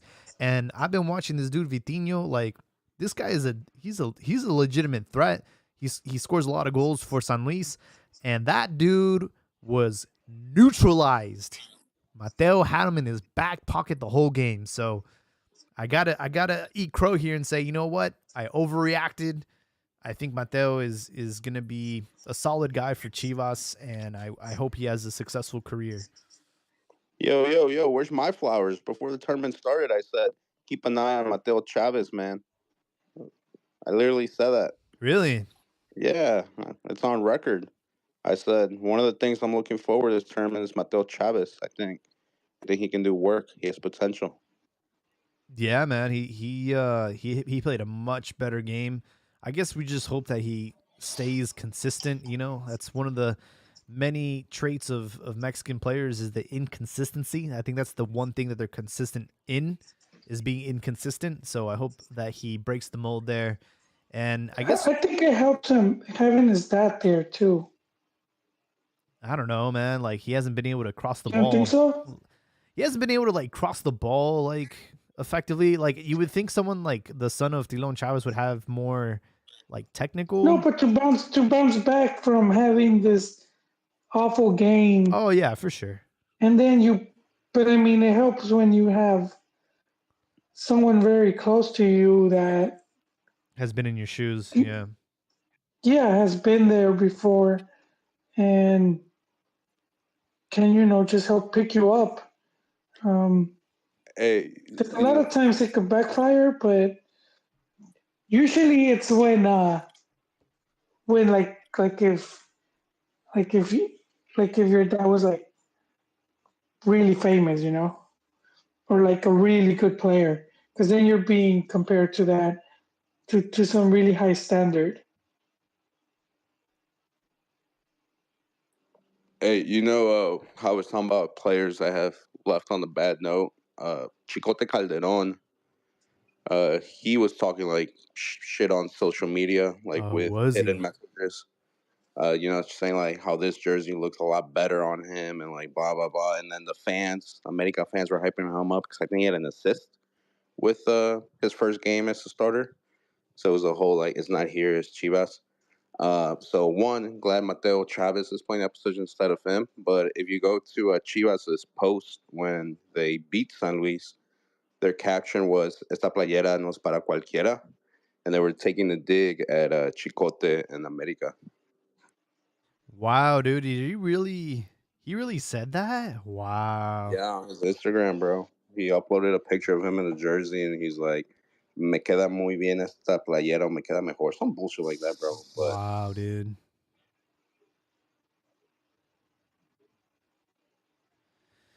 Yeah, I mean, Chicote had a pretty good spell over at Necaxa, and then he came here as part of like the Chiva Lacticos. And Hate that name, Jaime. I know you do. That's Hate why that I name. say it. That's why I say it, because I know it bothers you. you know what he also hates? The word fracasar. You know who fracasó? Ricardo Peláez. Oh no, that's What, don't. I'm speaking not of trying to. Necaxa and that transfer, whatever happened to that guy? Like Alexis Peña? Like that's an example of it's not Chivas is a problem. Like that guy went back, and I think he starts for Necaxa. But that's it, man. Like he's no like national team call ups, no like best defenders in the league. Like that guy was a total bum signing. Who? Alexis Alexis Payne. Peña. Yeah, he was random, dude. There was another guy that came from Cruz Azul that like we got, and then he just never played. Madrugal or Madueña or something like that. Oh yeah. That guy was terrible. Like he didn't even look like a pro. Like his movements were off. That a tall ass striker too. I think we sent him to Querétaro. So, I can't remember his name. He looked terrible. Oh, Striker, It was tall, big, tall guy, big body guy. He was like 6'4", maybe. Just the big guy guy. from Monterrey. No, Madrigal. no. Was it Madrigal? Was that his name? He was the guy that we got from Monterrey for letting. Because remember, what's That's his a dick move on their part. este way? ¿Cómo se llama? Ángel Saldívar. He went on loan to Rayados for a year with no option to buy, and then we got Madrigal in return. Yeah, Chivas bought a player from them, and then they said, "We'll sell him to you, but send us this guy on a loan, and then Yeah, we'll because send you this tronco." And Chivas agreed, but yeah, he had scored like 5 goals, I think. Which is pretty good. And then he just kind of like ruined him, ruined like his streak. Chivas? I don't think No, so. the striker that Chivas sent to Monterrey. Oh, that was Saldívar. Saldívar. Yeah, I think he did. Yeah, he had like 5 goals, which is Mm-hmm. pretty good. And they sent him over there. They never had no plans to use him. It was like a completely dick move. I don't know why. Still don't know why Chivas agreed. Like, did they need Yeah, that midfielder that bad? it was Jesus Molina. We got him, There you go. and then we traded Saldívar for Madrigal, and Madrigal was a straight up tronco, man. Um, I do like Hormiga, although he did miss a open open shot on his debut, but yeah, it's nice to see some fresh faces, man. I also think Yal Padilla, dude, like he came in on a sub against San Luis. That motherfucker is fast, bro. What the fuck? Why don't we have him playing, dude? Like Mexican Mbappe, man. that dude is fast, dude.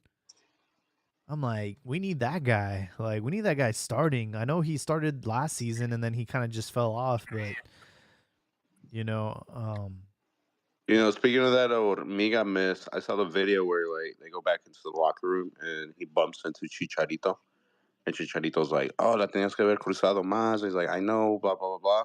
But I was like, maybe that's kind of cool though. Like you're starting off, you had a big miss, and you have like a club legend I know. like giving you pointers. So I thought that was pretty cool. Yeah, I think that's why Chicha, brings a lot of value to the club, not just obviously like what he can do on the pitch, but being a mentor, being a leader, and trying to pay it forward, right?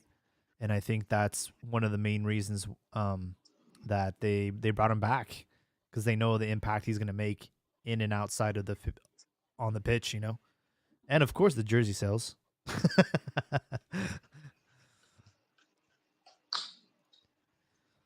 Yeah, I still need to get a jersey myself. I don't know. I'm waiting for the right moment. Waiting for his debut to come close.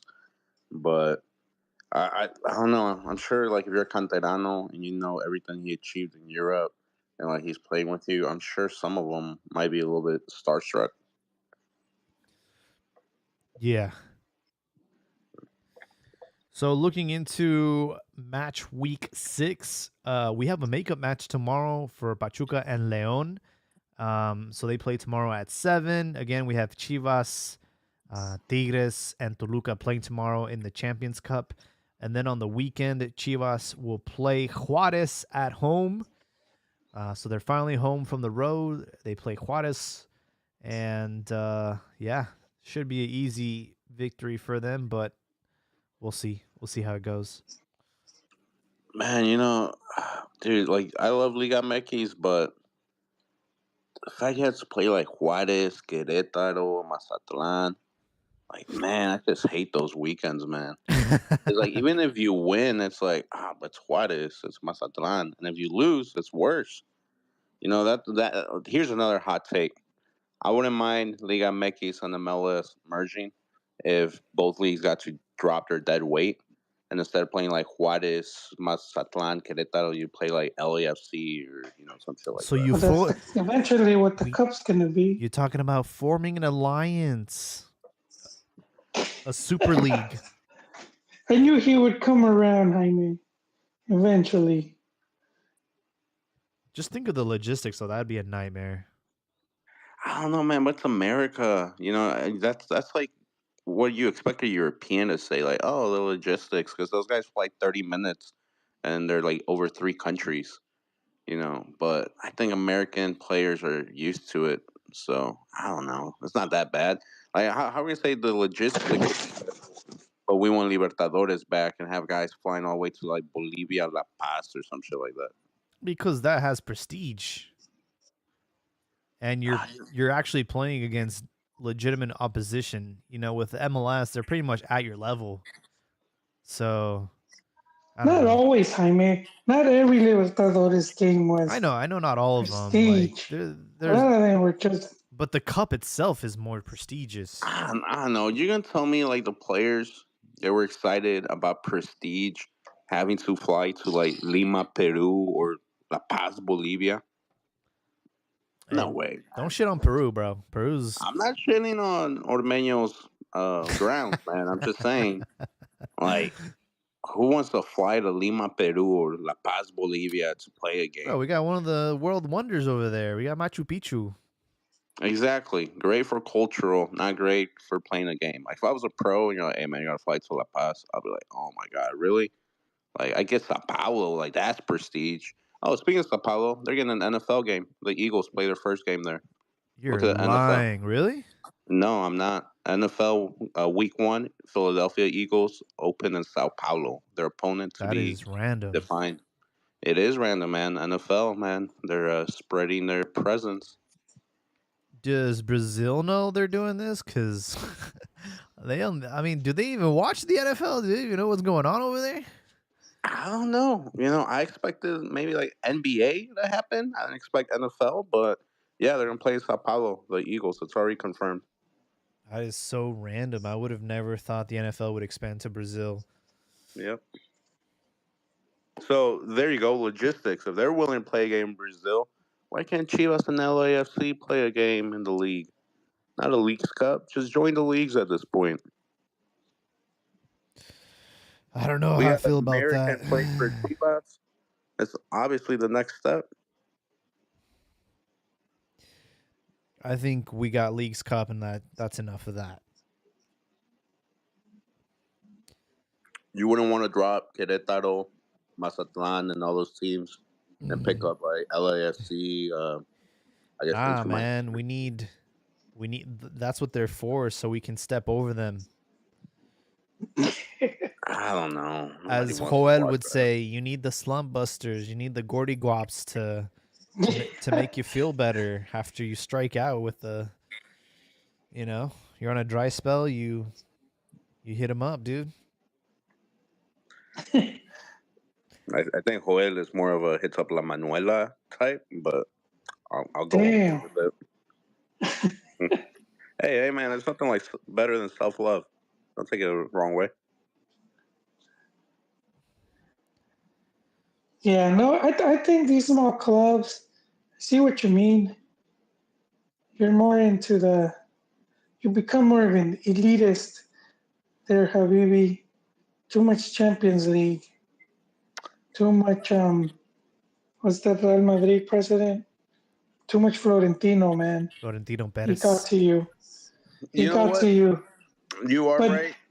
no, but let me just finish really quick. Like a lot of times you want to see a country and you want to see what the country really is like. You gotta go to the small towns and then you really see it. Because the cities, you know, don't have like the sites, but it's usually filled with foreigners or people that aren't even from there. So if you really want to get, you want to see what something is like, you go to the small Pueblo Mágico and then you get a good taste of it. And I think that's kind of along the lines sometimes with the clubs when you see some of these small teams. It's very representative of what the football is, most often than not.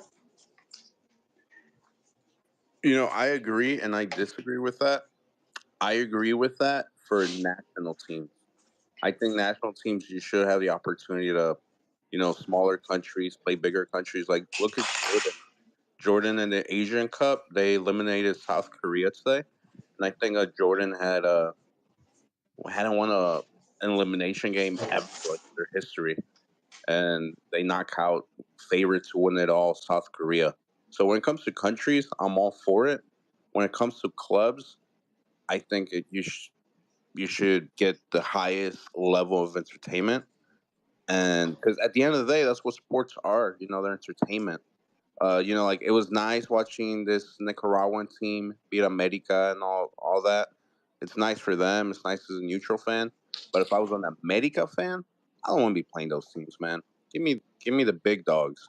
Same thing with Chivas. They play this team called Forge or something out in Canada. It's cute. Their stadium looks cute. You don't want that, man. You want to be playing the top teams. You want to see if you're going to sit down for 2 hours, you want it to be entertaining, worthwhile against opponents of high level. So yeah, disagree, agree. For sure. Yeah, I don't know, man. I think right now let's just take it day by day. It's just Juarez, dude. It's not that serious. um Yeah, my apologies if I offended anyone from Juarez. I don't want enemies when I pull up there. oh man.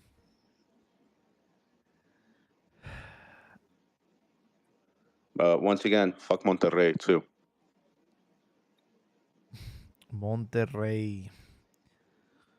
We'll see how the other team from Monterrey does tomorrow. But I am very happy that we have midweek games, man. I love football. I love watching it. And we got a lot of it this year. Yeah, I mean, we said it countless times. These motherfuckers need to bring back Copa and Mekis. Like, why does everybody have a cup tournament, FA Cup, whatever they call it in Germany, Copa del Rey, U.S. Open Cup, and we don't have a cup tournament? Like, it's just bonkers, man. It doesn't make sense. Yeah, I would really enjoy Copa Mekis. Yeah, that's like for the culture, I don't care about that's, I'm going to contradict myself because, you're playing like smaller teams, but it's just one of those cultural things. It's one of those cultural things, man. You need it for the culture. And Well, it's for the same reason they don't play for the same reason that you just said. Where Yeah, it's but that like the was, teams feels like league we don't league want to watch. competition. We don't want to watch this dead weight third division club. No, but one thing is like watching, I wouldn't call him dead weight. It's like a Cinderella story. Juarez is not a Cinderella story. Querétaro's not a Cinderella story. There's just a bunch of bums. I wouldn't Yeah, mind but those aren't watching gonna be Cinderella stories Los, either. Los Dorados de Sinaloa or Los Alacranes de Sinaloa or some shit winning it all. That would be great. Yeah, but that's not really gonna happen. They might win one or two big games, but I don't know. I just think for the culture, we need it. Every country, every serious footballing country has a good cup tournament, and we don't. So are we really yeah, serious about our game? yeah, because they never like the club presidents, owners, they just haven't taken it serious. They've never taken the cup serious, which I think they should. Gives a chance to win something. I don't know who it was, Then but it was a player that said "Los dueños no saben de fútbol," and that's a perfect example. Because if they were, they knew about football and they were fans, they would bring Copa MX back. But as business owners, it doesn't favor them, so they don't. It's crazy though, because like I know there's been some really fun teams to watch in Liga de Expansión. Like Cancun, Leones Negros. I know Atlante recently won a title. Obviously, Tapatio as well. But I don't know. Can Tapatio participate in that tournament? Because I know Chivas are. I which don't know, tournament? man. But just The imagine, cup? like, if other countries said, "Yo, we're getting rid of our cup tournament." Like, for example, like Copa del Rey. If you win Copa del Rey, you get a €1 million prize. If you win Champions League, you get like 100+ million But euros. doesn't winning Copa del Rey get you a Euro slot? Yeah, it gets you something, but imagine like teams are like, screw the cup, you only get €1 million prize. Like no one wants that. It's not worth our time. Like all the traveling, all the logistics, Yeah. whatever. But it's part of the culture, man. You just can't get Right. rid of it. Why Liga Mekis got rid of Copa Mekis? It shows you where our priorities are. Yeah. TV. It's just stupid. Yeah, I know. Like, if they were to do something like that in England, oh, dude, they'd be revolting on the streets.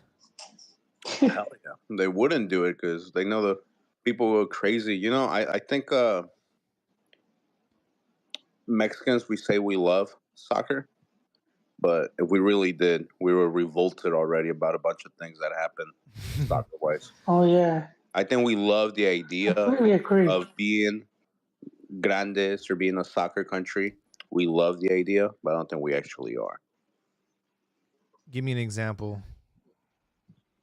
That's that's one of them right there. Like all the stuff that happens, or even like all the amistosos that happen, like here in the U.S. Like what other country takes their national team away from its people? Oh, I see what you mean. Like, Or even pulling out a Copa Libertadores. yeah, well, there's just a bunch It of would things. have. It should have been riots over that. Yeah, They but would have been waiting at that. Like in Argentina. What I'm not saying go to that extent where they're like fucking show up at the coach's house and they're throwing rocks and they're graffiti look and at Sao Paulo when they got relegated. Oh man, I forgot that happened. I just remembered. Crazy. Sao Paulo's in second division. But yeah, look at them. They got relegated. The whole stadium almost got burnt down. That's a soccer country. Not promoting violence, but it shows you like yeah. if I'm gonna take my time out of the day to and invest into this club, I expect the owners to do the same. And those motherfuckers really love the sport, really feel it, they bleed it. So I think, like I said, I think Mexicans, they love the idea of being a soccer country, but I don't think we are. Damn. I mean, not to that extent. Like Mexico is a soccer country, just not at that level of the grandes. I think I've seen Gago's kids show more enthusiasm for Chivas' goals than actual Chivas fans. Yeah, Oh, I we think them kids celebrate more goals than like little pochos and stuff. Good for them. no sabo kids. Yep. Nah, dude, they're all wearing Inter Miami jerseys and established in 2022 or whatever, 2021. Hey, one thing we do copy from Los Grandes is the corruption, though. This video came to light that the Spain's president, or I think it was the president Rubiales. Busquets was supposed to get like suspended like for 5 games, and he came out and like he told like the committee like no, because he's gonna miss the Clásico, the Real Madrid Barca game, and like the committee people were like, "What the hell are you talking about? Like this is normal. Like he's supposed to be like suspended," and he made them like not do it, and that came to light today. So it shows you that corruption is present everywhere. Damn, Know, dude. you imagine that like if like when America won and the refs like were told like not to celebrate and stuff like that. Can you imagine there's like some leaked audio of like some player or some ref like that saying like, "Hey, este güey le va a la América, but he's still gonna be the ref. It doesn't matter. We won him," or just some shit like that. I'm sure stuff like that happens in Liga MX. We just never hear about it. Yeah, who knows, dude?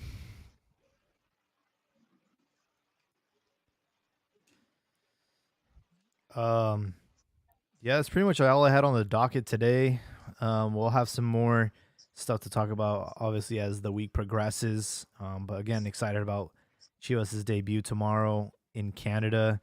Going off of today's performances with America and Monterrey, how do you feel about your chances for Chivas tomorrow? See, he taking a B squad. Yep. I wouldn't call it a B squad. I mean, he's missing Piojo, Pocho, Guti, and can't remember who else. But those are 3 main guys. But come on, man, Captain America, K. Cow. That's a guy right there. Hormiga, Beltran. I don't know, Pavel Perez. I mean, still that's a solid team to come. What do they call it? Forge. Like if you can't beat that team with like a mix of your A and B team, then there's other issues we got to focus on. Oh, there's Like also a road game. America's biggest problem is Henry Martin not having him. I think they're having like a contract dispute or something.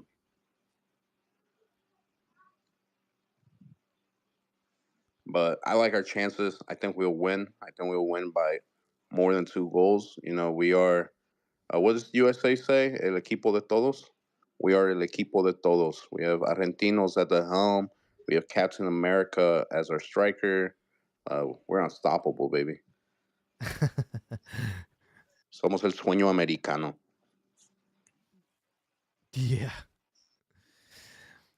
I'm excited. We'll see what happens. Joel, you said that come out with a draw or what? Or a victory? Wait, a draw for the match? Tomorrow, yeah. No, these games could go either way because sometimes, like, some of these younger players are very hungry, and then they go balls out in games like this to try to win a starting spot. And then there's also like road games, and so sometimes like the team will just play like shit just because they just couldn't adapt, you know, for a number of reasons. I never put too much stock on these things. Yeah. Just because it's just a bunch of shit that can always go wrong. And nothing to do with like a lot of times nothing even to do with the coach.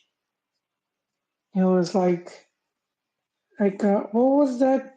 Remember during the Leagues Cup, and you had players sleeping in the airport.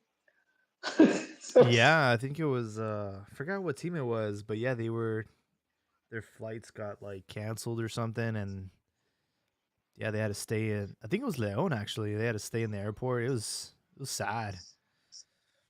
Sometimes you have shit like that where it's like the whole logistics is off. You get there and you probably don't even have a good training field.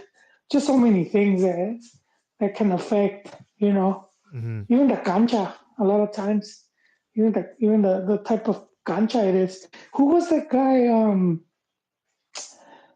I just saw a clip on X. He runs to celebrate, and he tries to slide on his knees, and a chunk of the field comes off. Oh yeah, yeah. I don't know where that was actually.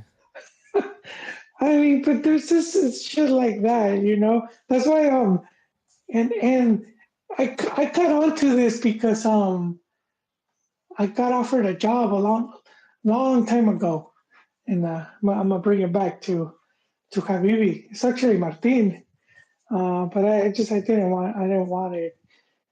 It was doing uh, for La Liga, not La Liga, second division in Spain, and I would have to do a write up.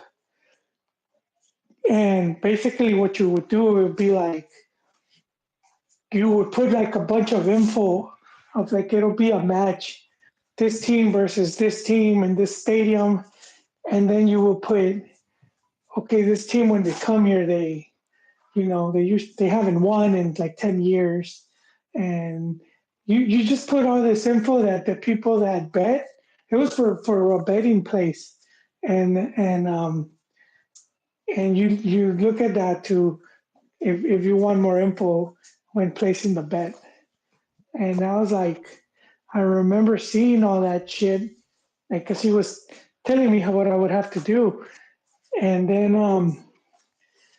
what I did after that, I was like, this was back when Medio Cierto was a really good site, and they would have pregame write-ups, you know, Mm-hmm. and I would go read them, and they would have all that type of info, man. Even what the weather was gonna be like.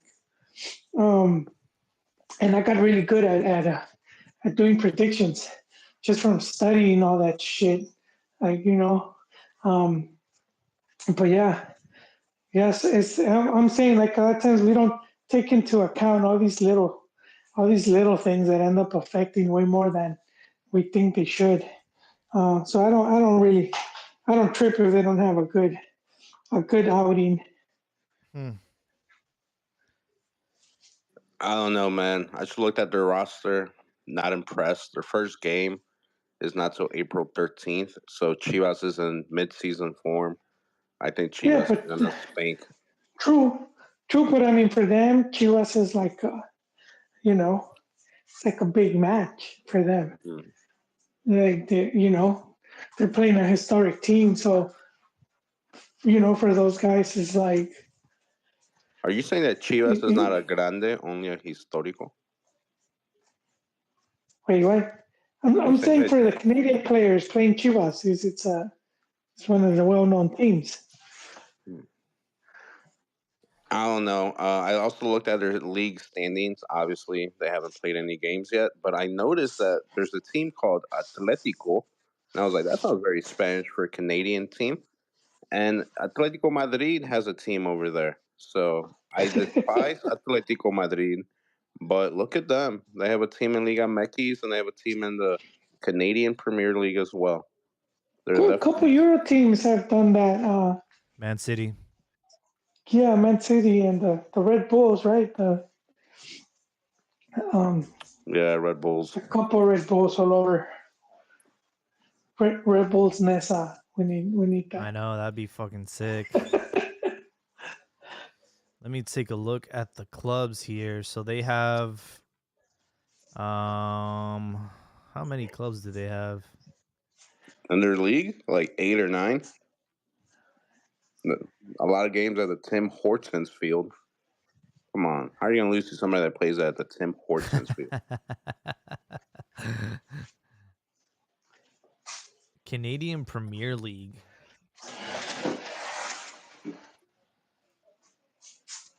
Imagine Atletico winning the Canadian Premier League. Even, I don't know. If I was Canadian, I'd be upset. Yeah, you mentioned the Asian Cup. That shit has been unpredictable, right? Japan exited and Korea exited. It's like, what, dude? Yeah, and that's another shower thought. I was thinking about like Jordan, like how they upset South Korea, and it proves my point of like toxic Mexico fans saying like, "Oh, I can't believe we barely beat Honduras like 1-0 or something." Like, bro, the game has elevated so much around the world that you have your elite teams, but as far as like everybody else, the competition's pretty close. Like Jordan like Well, ranked like 89th in the world. I think like your teams that FIFA ranks like 20 to like 80. I don't think that gap is that big as people think it is. I think the we, you competition know, is super close. well, we've talked about this here before. Um, but one of the things that happened with the sport is that it became more physical, and it's one of the things that you'll see with when Mexico will play the Caribbean teams. There's really stronger and faster players, and how much they would struggle, and it'll be like they're playing Trinidad with a bunch of players in England's fifth division, and they're having a hard time. But it's because it's a very physical game. But we've been I think people just ignore it, but you could see it even at the World Cup level, right? Germany has gone to World Cup. They didn't get out of the group stage, and then right, valieron pito dos veces. Italy, some of these teams that normally you wouldn't think of them, that they were always like in the finals. Now struggling to get out of the group stage, and I think to me that's a big part of it. Is just how the game is just very, and all the teams are very similar because they all do the same. They all have access to all the same thing. The same type of coaching, the same training, the same tactics. Yeah, I'm gonna say his name again. Maybe he's like the boogeyman, so he's named 3 times and he shows up. Beetlejuice. Ricardo was mame with Qatar beating Mexico in the Gold Cup, and I get it. Like you expect Mexico to win as the Gold Cup home field, but it's once again that gap is not that big as fans want to believe. And that's another thing. I think we have false ideas of what our team and players actually are. I think we see Yeah, the ourselves like a media. Brazil, a Germany, a France when we're not. We're like one of the other guys. And the other guys' level is pretty close across the board to each other. I wouldn't and say that Mexico, is like superior to like Chile, uh, I don't know, Denmark, I think they could make a case themselves that they're better than us. I just think that we're not as good as people think we are. So when Mexico does lose to Qatar or like struggles against Denmark or Poland or whatever the case might be, I'm not even upset because I think like we're playing teams of our level, our caliber. Hmm. I just think like in modern football, um, like athletes are a little bit more. I mean, let's just they're like the physicality is different, right? Like there's not like even if the technical skills not there or like the IQ's not there, they still have the physical fitness and Yeah, physicality to just compete with you, you know? I think that's something that's also like changed in modern football. Um I mean, you look at Morocco and what they did in the World Cup, right? These guys were not like the best players, but they were able to form a system that made it very difficult to score against. It was ugly. It was ugly football. Like it was like anti-football, but it got them pretty far. Yeah, I think I said in the last podcast something that you'll notice that I've noticed a big difference like from the 90s, early 2000s till now is you have lost like pure footballers. Like guys that they could be like completely out of shape, but you give them the ball and they can trophies. hold their own. Like yeah, Trophies was no, like Trophies was born. Yeah, He was like your born in the Cuauhtemoc. wrong Cuauhtemoc, era. your Bullfuls, your Ronaldinhos, I'll like even say ballers, man. who was the guy from America that got Cabañas? He was pretty thick. Yeah, like Cabañas, you just lost like those Cabañas. ballers. Now we have like athletes. Like now, if you can like Well, run and last 90 Turco minutes and be got tall, pretty like fat. I don't know, man. That's one thing I don't like about the new modern game. It's more it's a chess match of who can like outrun each other more. Yeah. Who can be more physical. Like, now it's like coaches like hate you if you try to do a 1v1 and lose the ball when that's the whole point of the game, put on a spectacle. Yeah, I think the way the Yes. modern game is played, right? You could be like a Usain Bolt, just like super fast, and like they can design a whole system that way of just like having speed on the wings or just speed in general and just launching the ball. So it's interesting, man. It's interesting how things have changed. But I agree. I think any given Sunday, anybody can beat anybody. I mean, we saw that with Saudi Arabia against Argentina in the World Cup. Yeah, that True. was a short joy. That was a short joy. When I went to watch the Mexico Argentina game, I would piss them off by be like, y se creen campeón, pero hasta Arabia les ganó, or some shit like that. Mm-hmm. And, oh, bro, they were tweaking. And little to know, they would go undefeated for the rest of the tournament. I know, it's crazy. I want to give a quick shout out to Isa Tigrita. She said, "Arriba las Chivas y Tigres." So Oh, she's got two teams she's rooting for. Whoa, whoa, whoa. I need more information on this. Where's she from? Is this like one of our Japanese, Korean fans? I'm not sure. She's on YouTube. She's on our YouTube channel. Tigres and Chivas. Reminds me of this girl I know. She's an Atlas and America fan. I don't know why, but hey, more power to you. Yeah, I think maybe because like when it comes to the Champions League, you kind of just want to root for everybody that you know, that's like in your country. I don't know. See, that's where I disagree. That is where I disagree. And there's fans that are both ways. There's fans that like Libertadores. For perfect example, like I'm an America fan, but I don't care. I want Chivas to win because Mexico first. Let's beat those South Americans. I'm not that way, man. I take a rivalry serious. Like if it's Sao Paulo versus America, I want Sao Paulo to win. I'm not on that Mexican first train. And I, Hmm. I know it's 50-50, but no, I take my rivalry serious. Yeah, I think when it comes to like Copa Libertadores, like say Chivas aren't in it, but we do have a couple Mexican clubs. Like I'll root for the Mexican clubs, of course, man. I want any of them to win it. I like the idea of a Mexican club winning, but I don't know. I feel like it would have to be a team I don't like Boca Juniors versus America. I hate Boca Juniors so much I might Yeah. actually root for America. But Yeah, but yeah, if yeah. it's one of my Brazilian guys, I don't know. I think I might root for the Brazilians. I want the league to win because it raises the profile. So even if it's Ame, I'll take the W.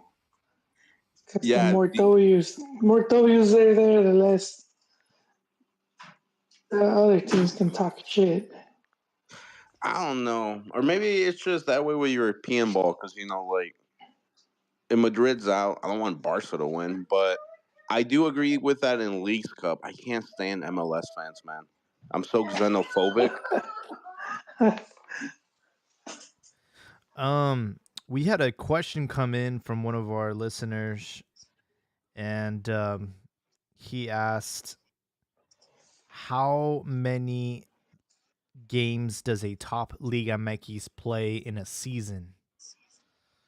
Because he says that in Europe or like in the Prem League, they play about 60 to 72 games in a given season. And he says he's wondering if that's also a reason why those European leagues are better. That's a good point. I mean, I don't think Mexican teams play. Well, I don't know. Let's see. A season, we're talking like from August till May, right? Well, I know So, there's 34 guaranteed matches for all the clubs.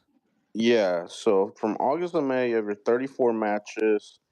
and Um, then you yeah, have that's about it. Because I mean, even if at Ligia, Leagues right? Cup, yeah, So you have, if you're, let's say you get the first round bye, you have a quarterfinal, a semi, and a final. Those are 6 games. So you're looking at 40, and then another 6 if you qualify twice in 1 year. So that's 46, and then you got Champions Cup. We're definitely not hitting the 60 to 70 mark. I'm telling you that. no, we definitely are not. And I mean, if you think about it, I mean, with Europe, it's excessive as well. I saw Holland talk about that. He's barely like realizing everything they achieved last season because, like, they had like 70 plus games, and then they were back to like preseason training like 3 weeks later, and it's just way too many games, way too many. But yeah, I mean, to address this question, yeah, I think they definitely get a lot more reps. They get in a lot more high quality reps, and that's why you see them being superior on the national team level as well. Some of these national team games kind of feel like a cakewalk compared to what you're doing at your club every 3 days. Yeah, I think like the example everyone liked to use is like Pedri, like how many games he played in like 1 year. It was like ridiculous, dude. You think he played like 70 or 80 games between Barcelona and like Spain? Um, what was like the example we used last week? Like there was some players that were playing in the Africans Cup or the Asian Cup, and they played like on a Monday and flew back to play like back for their club like on a Wednesday. Like Yeah, they Iñaki just play Williams. more. Yeah. Yeah, I mean, yeah, they just play more. They get more high quality reps. But yeah, I think it's a little too much. I think Ancelotti addressed it. He said that he wouldn't be surprised if there's like a player, like strike or something in the future. Yeah, I Just think too many games. it's too many games, and Ancelotti was the biggest abuser of that. I remember when Chicharito was there, this guy did not change the lineup much. Not even in the Club World Cup, he kept using the same starters. Yeah. Yeah, he is a big guy when it comes to that. Hates rotating. But hey, you're getting paid big money. If you're getting paid $300,000 a week, you Yeah. better be able to play 2 games a week. So we got another response from Isa. She says that soy chivita de corazón, but I support Tigres.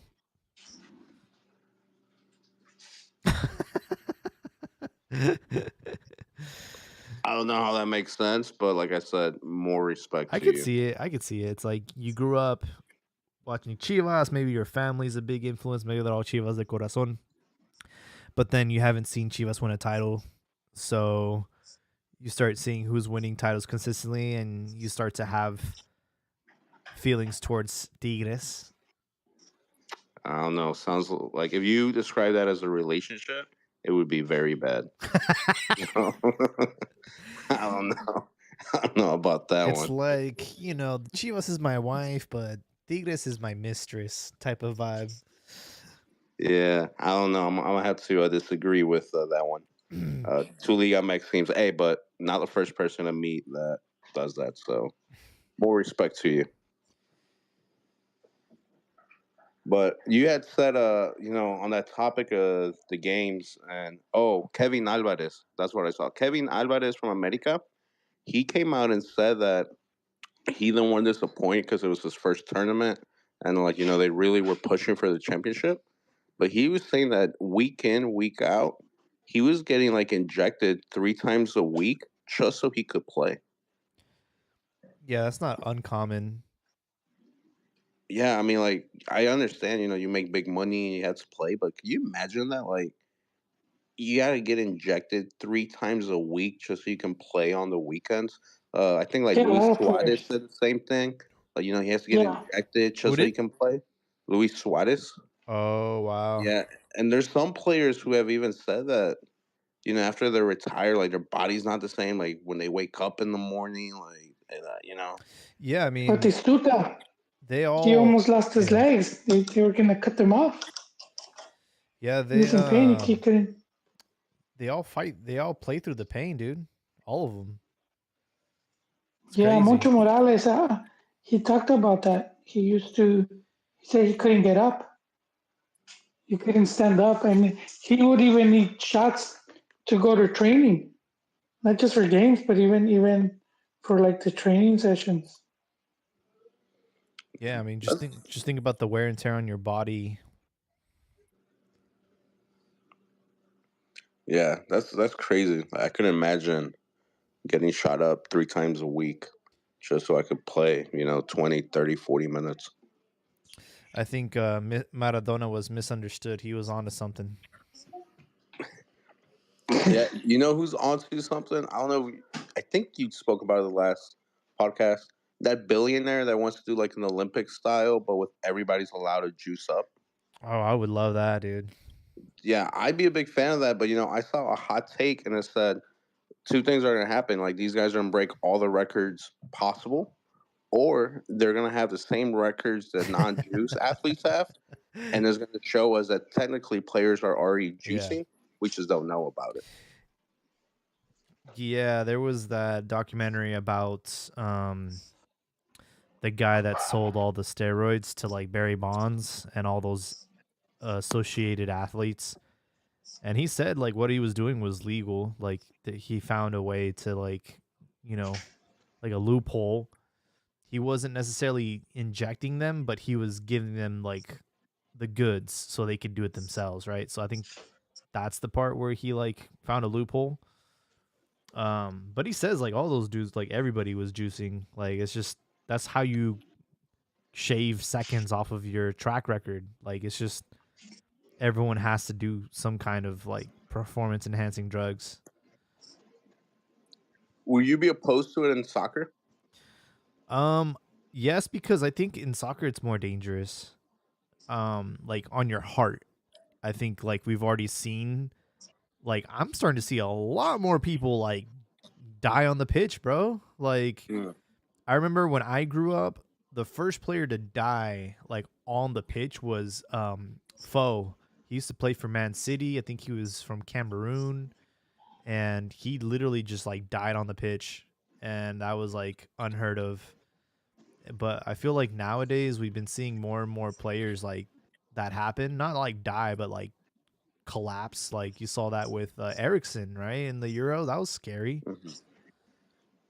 So You think like these guys are just doing stuff and we don't know about it, and that's why, or do you think it's just the increase of games? No, they do stuff. Like I nah, said, all they're the wear and tear and all that.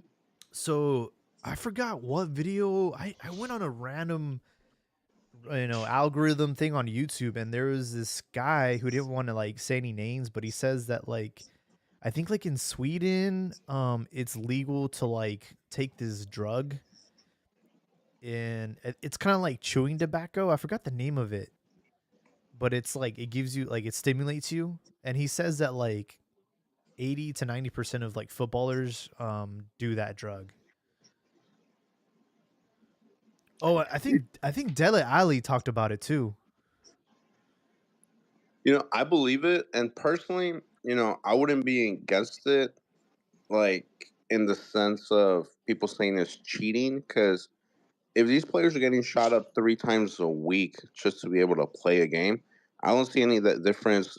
Taking something that enhances your oxygen or whatever, and like you can like last longer or whatever the case might be. To me, they're the same thing. Now I understand your point. Like do we really want to put players in danger? Do we really want kids to think that the best way for them to be pro or like last in the game is by putting their body on the line through drugs?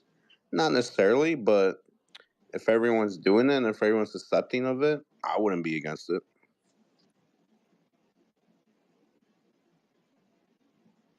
Yeah. Ah, man, I have to find it, but I do remember watching a YouTube video about it and they said that like yeah, players have it's like illegal in England and the UK, but they find ways of like getting it and it's like completely like yeah, it's like a stimulant. It's like it's kind of like chewing tobacco. Yeah, I don't know. But They just need to get some clenbuterol tacos for Mexico City. Hell yeah, man. If it don't got Clint, I don't want it. Mm-mm. For sure, folks. Well, we're at the 2 hour mark. I want to give you guys your chance to throw in your closing thoughts. My closing thought is just how you were talking about the last dance and all the cameras following everyone around. I've noticed that there's a lot of cameras following Chivas around. You can see Amaury's working on another movie with a whole Chicharito presentation. I want to believe if there is corruption in Liga MX, that my guy already put down the deposit for Chivas to win La Trece. And it's gonna be a big movie about it. It's coming to the nearest cinema to you. That's my hot take. Amaury, I give my stamp of approval to partake in the corruption.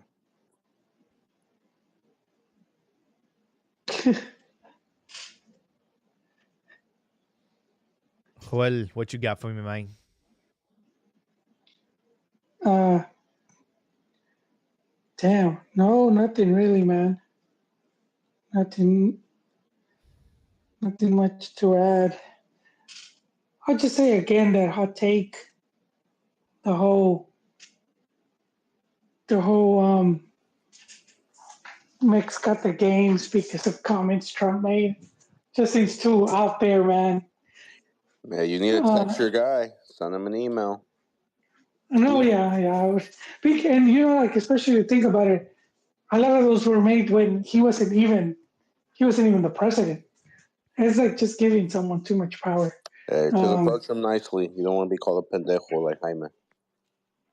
No, Jaime was on a mean streak. I don't know why he was with the insults. No, just that. I wouldn't go with that take. I don't doubt that he did hear it from someone high up. But yeah, I don't buy that. It just doesn't make sense. Like if just looking at it from like a logical standpoint.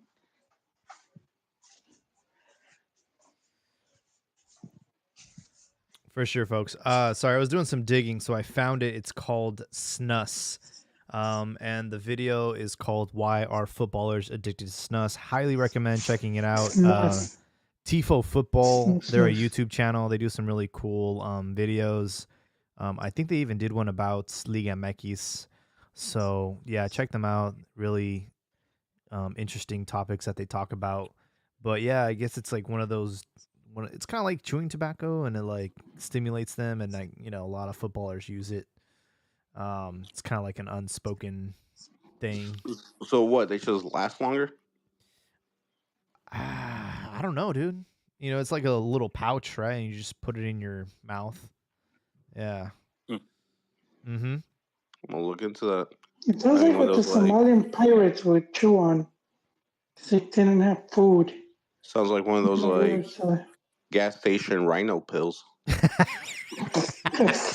Oh my god. Don't take those rhino pills.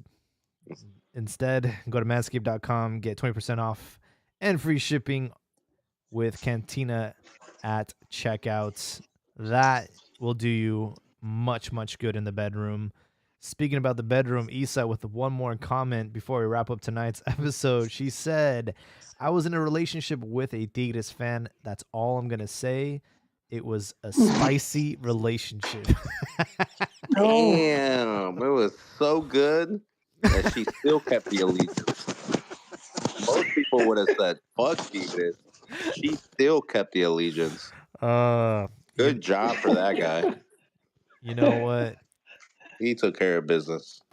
She was probably dating a guy on the Tigres squad. That's probably what's going on there. Makes sense. Blink twice if you've hooked up with a Gignac, Isa. Or Cordova. Oh my goodness, my battery's at 1%. Hopefully, the phone doesn't die before I say, thank you everyone for joining us tonight. We're gonna have some Champions League football going on tomorrow. We also have some match week 6 activity. So make sure to follow us on Twitter and We'll always catch you on the next one. I don't really have a hot take for tonight. I will say that Chivas tomorrow should be able to handle business against Forge, and we'll see how that goes. But hope everyone has a great night, and we'll catch you all on the next one.